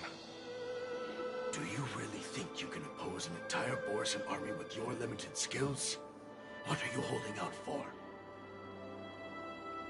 It's true that I'm stranded here, but it seems like that Borisan pack is in the same boat.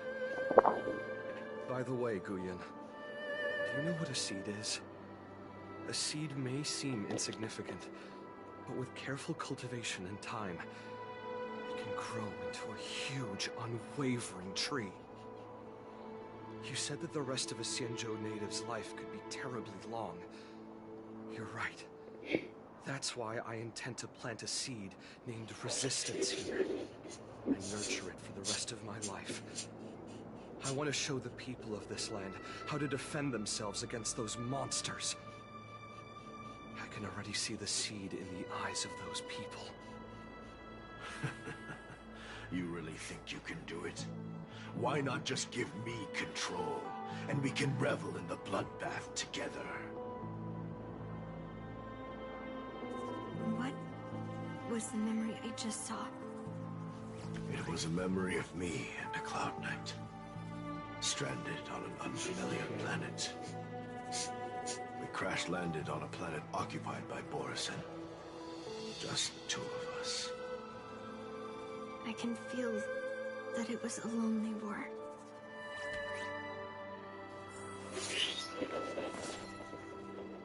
Based on the dialogue, it sounds like back then he was just like all the other Heliobi, trying to give into the negative emotions. I'm alive. All the young people in the village.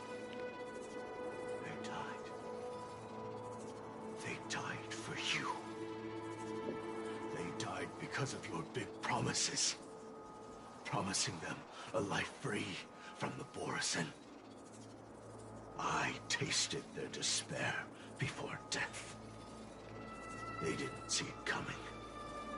And neither will you. We can't stay here. Let's move on to the next village. Why? What's the point? You and your sorry excuse for an army have been fighting for over 3 decades, and you haven't won a single battle. What you're sowing is not resistance, but despair. This world is hopeless. It's completely infested with packs of Borison. You've seen their numbers, and you know their methods. And those commoners you've put your hopes in. They just kneel down and worship the monsters devouring their children and families, calling them their beastmasters. You beheaded one of the beastmasters for their sake, but they turned on you because they were scared of the Borison taking revenge. You remember all that, right? I do. I remember my first death. The Borison cut off my head. What? But I also remember that if it weren't for a brave youngster who risked his neck to reattach my head and give me a proper burial, I would have disappeared completely. What? I remember everything the people did for me. They left food at the entrance of my cave, fixed my fur coat, and some even joined my resistance. The rest of the Xianzhou native's life is still terribly long. There will be new youngsters who will stand beside me in battle. Time is on our side.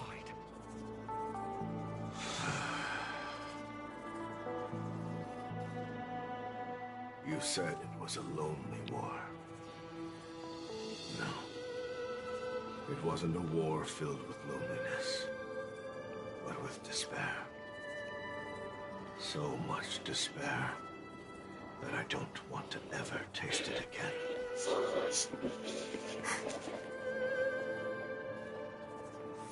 So the Xianzhou natives are so fucking durable that they can be beheaded and come back to life because they were reattached and buried. Okay. I'm leaving. Where are you going, Your Highness?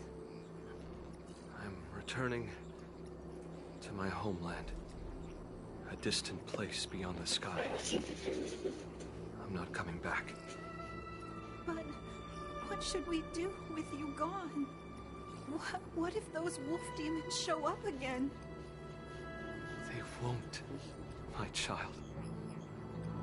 You've wiped out the last of them. But before I go, I need you to do one thing for me. Even though the wolf demons are gone, new monsters will appear in this world. Soon, a demon will appear, donning golden branches and knowing only bloodshed. However, fear not, my children. I'm entrusting you with this sword that's been with me in countless battles. Use the skills I've taught you over the years, and you'll surely defeat that last demon. But that's not all. I need you to construct a stone monument for me. It must be large and sturdy enough to seal the remains of that demon forever. This is a debt you owe me, and you must fulfill it. Do you understand? You lied to them. And you lied to me, too. Oh?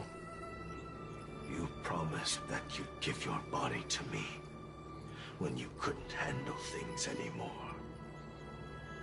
Well, this Xianzhou native's life has finally come to an end, my old friend. How about one last chance for revenge? Come and bid me farewell for the final time.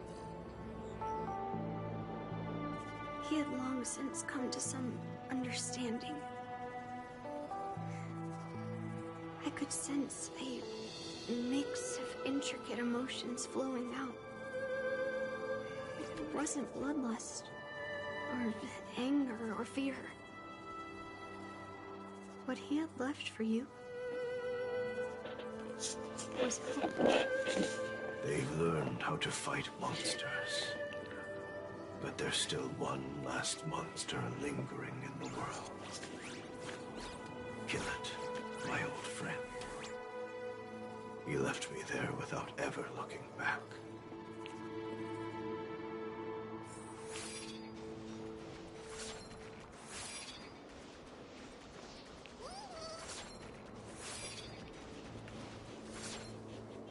Thank you, my old friend. Heliobi can taste human emotions. How do my emotions taste? My old friend.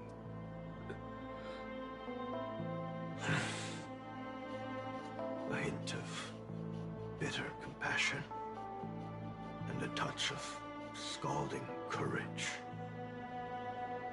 Your heart's deepest desire is to end war once and for all. Now, the war is finally over. Can you hear? Even though you can't hear me anymore, my old friend, I'll do everything I can to bring an end to all conflicts in this world.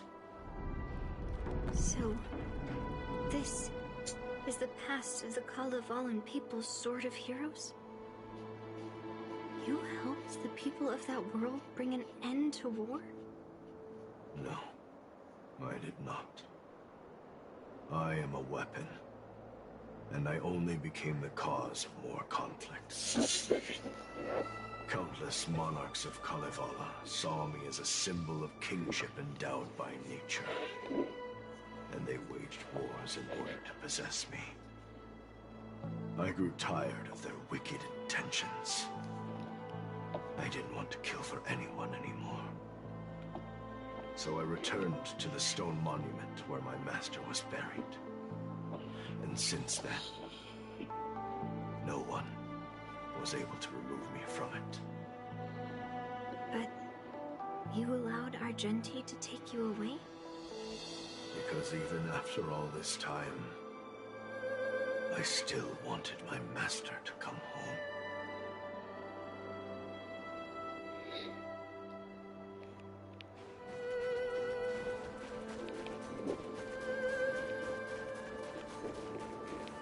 During the sword gifting ceremony, I felt anguish when I learned that I would be handed over to the most skilled sword master and once again become a tool for killing. My master had engraved his deepest desire into my blade. End war. As a weapon, my purpose was predetermined from the start. I had to become a deadly sword that would relentlessly hack and kill. But once I fulfilled my mission, would I have the right to choose my own destiny like he did? So, I asked the Knight of Beauty to help me break free from this never-ending cycle of bloodshed. These thousands of years have naturally turned into memories of mine. I think I understand the beauty the knight was talking about now. I don't want to be a sword that brings death. My war ended long ago. The years spent as a tombstone were my finest.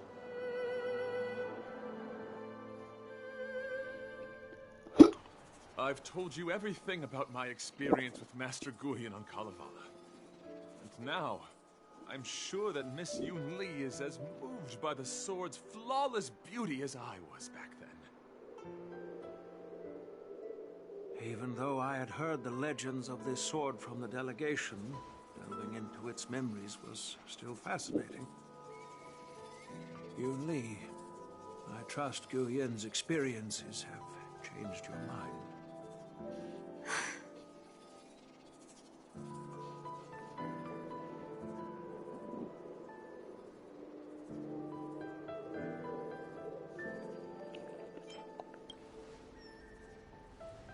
That's why Grandpa hid it from me. So I wouldn't make a hasty decision. For the record, he was still wrong to hide it from you. He still should have talked to you about it before this happened. I always thought a cursed sword infused with a heliobus would only bring rage and slaughter. I never thought someone could leave behind the desire to end war, and even change the nature of the cursed sword. I mean, technically speaking, assuming the nature of the sword is violence and death is just plain racism. We quite frankly assume all Heliobi are evil, but Heliobi aren't evil. They're just creatures like us. It just so happened that most warriors, what a surprise, leave back violent intentions. My position was too extreme. Guyan is truly a sword of heroes. I apologize to all of you for my behavior. I'm sorry.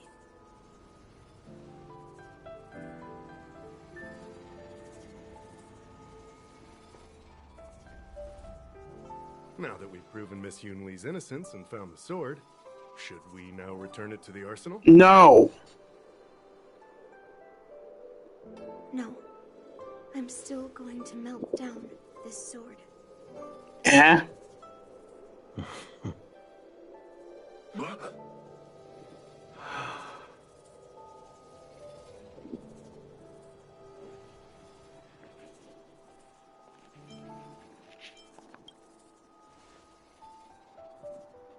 I've heard your true desires, Guyan. I can sense that you're tired of being a sword. Constantly serving new masters and fighting battles you no longer want to be part of. Right? But being a sword is my destiny. I'm doomed to serve some master and fight battles endlessly. Can the wind choose to stop blowing? Can a cloud choose to stop drifting? No. It's the same for me. A creation with a predetermined destiny. That's not true, Guyan. That nameless swordmaster shaped his own destiny. So you can too. As a puddle. I just can't picture my destiny being anything other than that of a sword. Do you remember when you stood alone in front of the swordmaster's stone monument? People admired you because you carried the memories of the hero. You're no longer a sword. You were a memorial. Later, as I became worn and weathered, the gentle wind would pass through the hollows of my body, creating melodic tones that echoed in the distant mountains. I became a musical instrument then. I miss those times. Cool, I'll turn you into a harmonica. Can a creation become what it wants to be? The answer is yes. I'll grant your wish, Guyan, and transform you into something different. Something different? But this is the price for the war dance. If the Kalevalan delegation finds out... Please, say something, General Huayan. Well, my granddaughter has always been stubborn. Are you really sure about this, Yuli? What do you all think? Axe the sword. Fulfilling Master Guyan's wishes is the reason I came to the Xianzhou. With the driller's blessing, you could turn Master Guyan into a plow. But as long as it fulfills his wish to end war, I support it fully. Then, I'll leave it to you, Yunli. Finally, you make your way to the Artisanship Commission. It's been an honor getting to know you like this. The honor is mine. Thank you, Yunli.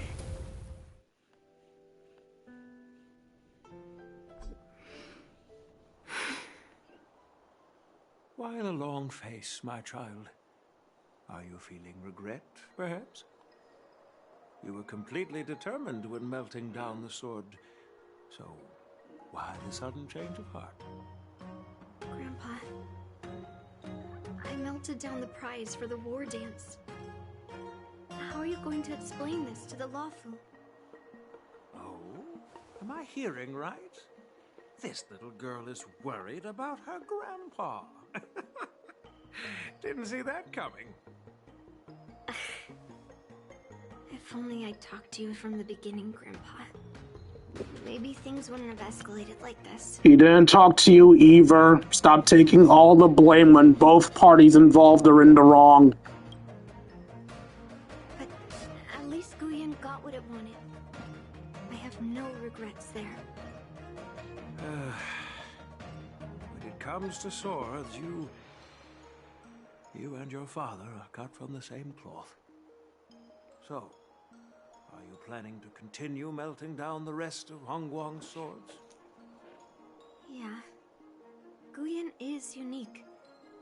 But the other cursed swords are still too dangerous for anyone to handle.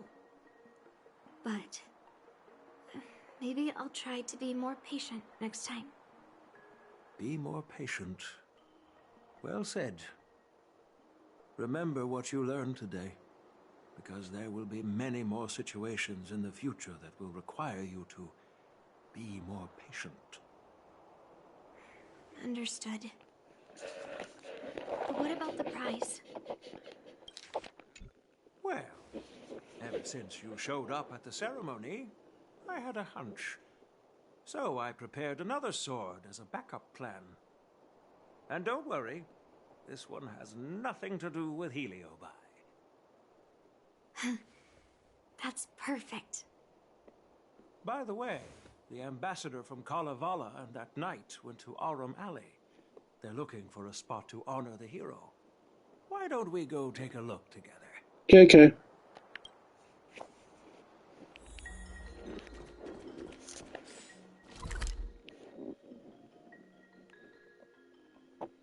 Note to self, remember to come back to the Artisanship Commission. Can just see whatever the hell this is.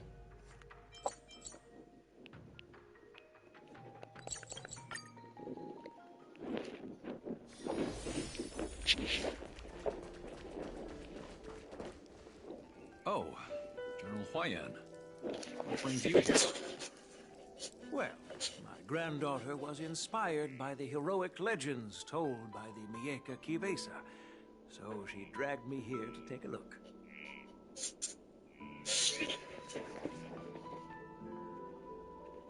What's this golden sapling? I come from a long line of Kalevalan monument keepers. For generations, my family has guarded the stone monument left behind by the nameless hero. Over the centuries, a golden tree sprouted from under the monument, and its branches have never withered. We Kalevalans see it as proof of the hero's existence. Before leaving Kalevala, I took a branch from that golden tree, hoping to plant it here to represent the hero returning to his homeland. That sounds good. We Xianzhou people don't make coffins or set up memorials, so I'm sure he would be happy to rest here where life is bustling.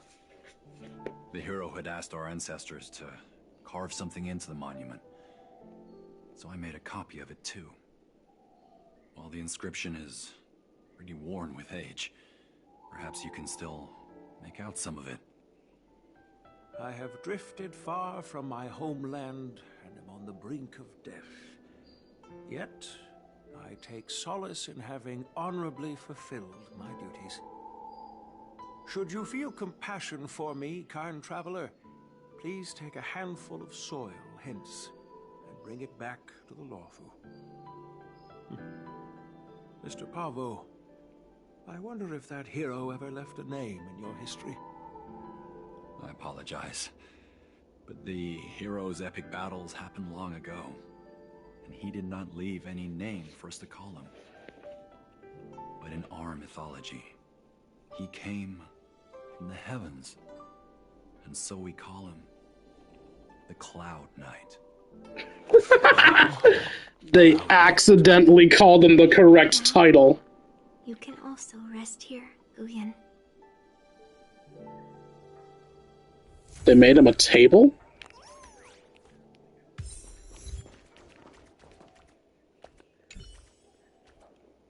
Noticing ancient Gezang. Its body and shape appear to be crafted from a unique kind of metal.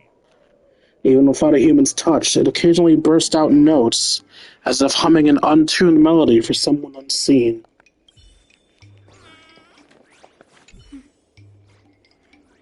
I'm feeling a bit emotional. I'd like to stay here for a while. Thank you for your guidance.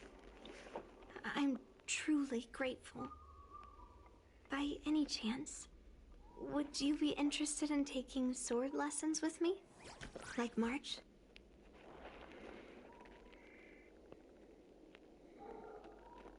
Maybe not. I have my baseball bat. As a punishment for being an accomplice in this theft, General Huayan assigned me to guard this golden sapling and recite the story of the hero and this legendary sword to passers-by. This is not a punishment at all, and I gladly accepted it. Spreading the message of beauty to the Xianzhou residents is exactly what I desire. However, I plan to leave the Xianzhou soon and continue my travels. May our paths cross again in the vast cosmos, my dear friend.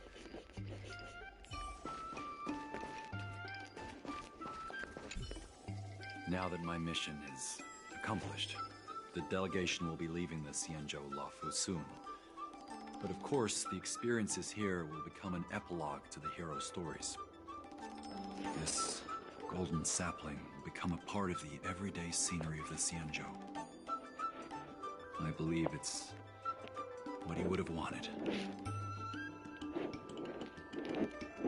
And he fucked off. And it looks like the old man isn't here at all.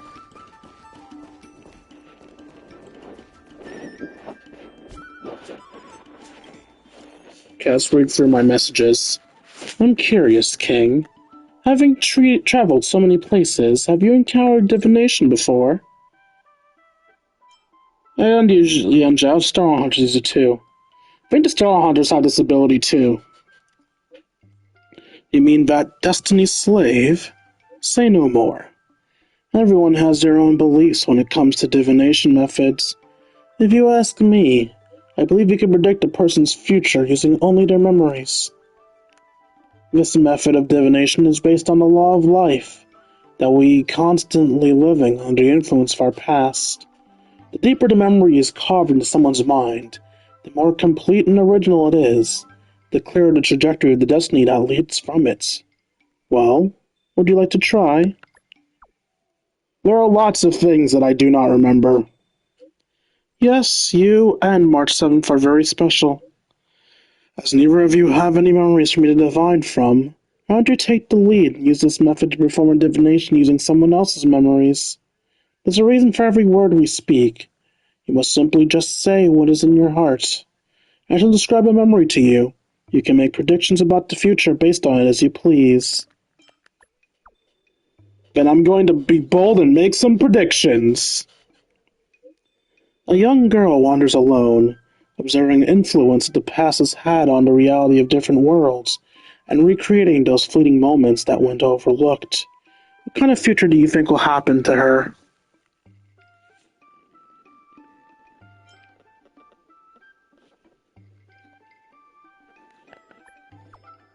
If she spends the rest of her life as nothing more than an observer from the sidelines, I imagine her life will be very bland.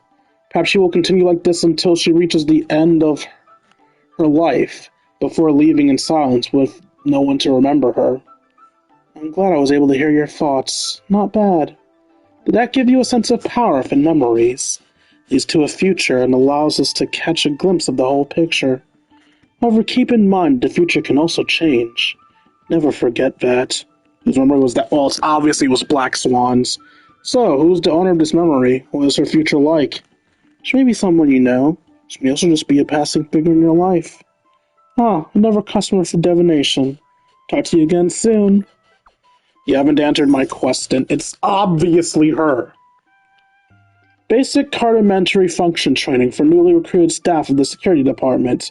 13. Prepare nutritious tablets and new flavored cans for Peppy.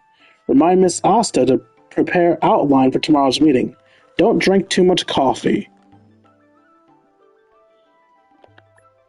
Roger, I'm on it.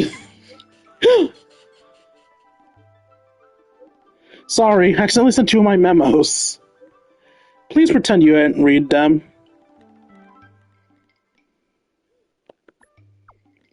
Maybe you can use a notebook instead? Not as convenient as a phone, but you won't send it to the wrong person. Thanks for the suggestion. I'll have a look. I need to take care of a work thing. So how about next time we meet? Bye. Having a chance to see the return of the Astral Express truly is a joyous thing. When going to other worlds, I always come across memories related to the Express. As time has gone on, I feel like we've become friends I've never met. For example, I once visited a world that stood high up in the sky. The people of that world hid amongst the clouds, driving huge monsters to bring down the rainwater. In their legends, these huge monsters were brought by a giant nameless, allowing their local cultivation to thrive. I also once visited a world that rained gems. People of this world predict weather to collect gems and use them to trade with other worlds. Their legends also state that this was also a revelation brought about by a nameless that traveled to the Express. Hearing all these legends that sound so unbelievable, I cannot help but wonder what the life of a nameless truly is. These legends are so magnificent, but our daily lives tend to be quite unremarkable most of the time. However, the nameless are indeed the kind of people that will assist those around them whenever they go. Seems to be a path full of both challenges and rewards. I wonder what has allowed the Express and the Nameless to persist all this time. I imagine it's among the amazing opportunities offered by the Express. As long as one is willing to set forth together on an adventure, the Express doors will always be open.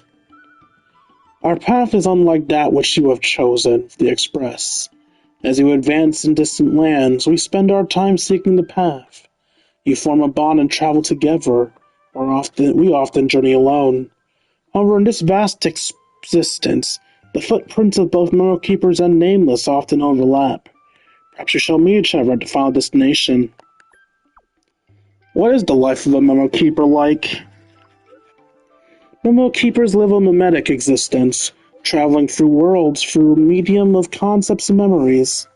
Like a passing visitor in the lives of others, I do not often get involved in the worlds I visit. I visit as all we care for are the memories contained within. That sounds quite boring. Memories are the most precious things when they have not been interfered with by others. In the future, if you come across any interesting stories, don't forget to come and share them with me. Alright, let's do a 10 pull to end off the stream. I can't do a 10 pull on the proper banners. I have enough for a standard 10 pull, though.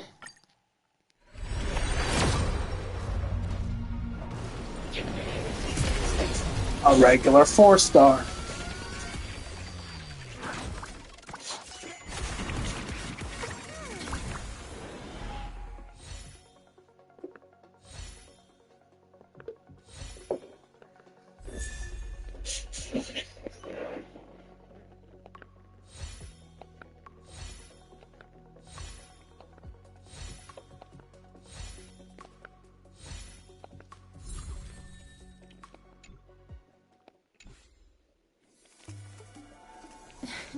And with that, that is it for today's stream. Hope you all enjoyed. Must I enjoyed making it for you all. If you enjoyed and want to see more of my content, first those in the YouTube end of things. You can find me streaming every night at twitch.tv/KingD353. Again, that's twitch.tv/KingD353. I stream every night from 11 p.m. to whenever I feel like not streaming anymore. Every other link that I mentioned to those on Twitch, you'll be able to find in the description down below. So go down there if any of the other links I mentioned interest you. Now, Twitch end of things. If you enjoyed and want to see more of my content, you can find me at youtube.com/KingD353. Again, that's youtube.com/KingD353. When I'm not re-uploading streams, I upload episodes of Yu-Gi-Oh! Legacy of the Duelist and whatever random shorts I feel like uploading. If you feel I deserve it, you can donate to me at buymeacoffee.com/KingD353. Again, that's buymeacoffee.com/KingD353. Every donation is appreciated. For as $1 a month, you can help support channels. I'll be sure I get to eat food. If you want more control over what I spend said donations on, you can instead donate to me at throne.com/KingD353. Again, that's throne.com/KingD353. Throne evolves less around monetary donations and more around gifts. Rather than giving me the stuff that you money, you can just get me the stuff you want me to spend the money on. Be it credit for my channel, food for my mouth hole, or something to troll me with. Bomb me for continuously saying that an elder is in the wrong. How disrespectful of me. Finally, if you want to spend some time with me, you can join my personal Discord. Once you're here, we will chat, play video games, share memes, and have ourselves a grand old time. Like, comment, and subscribe, and I'll see all of you beautiful people later. Deuces, Kingdom.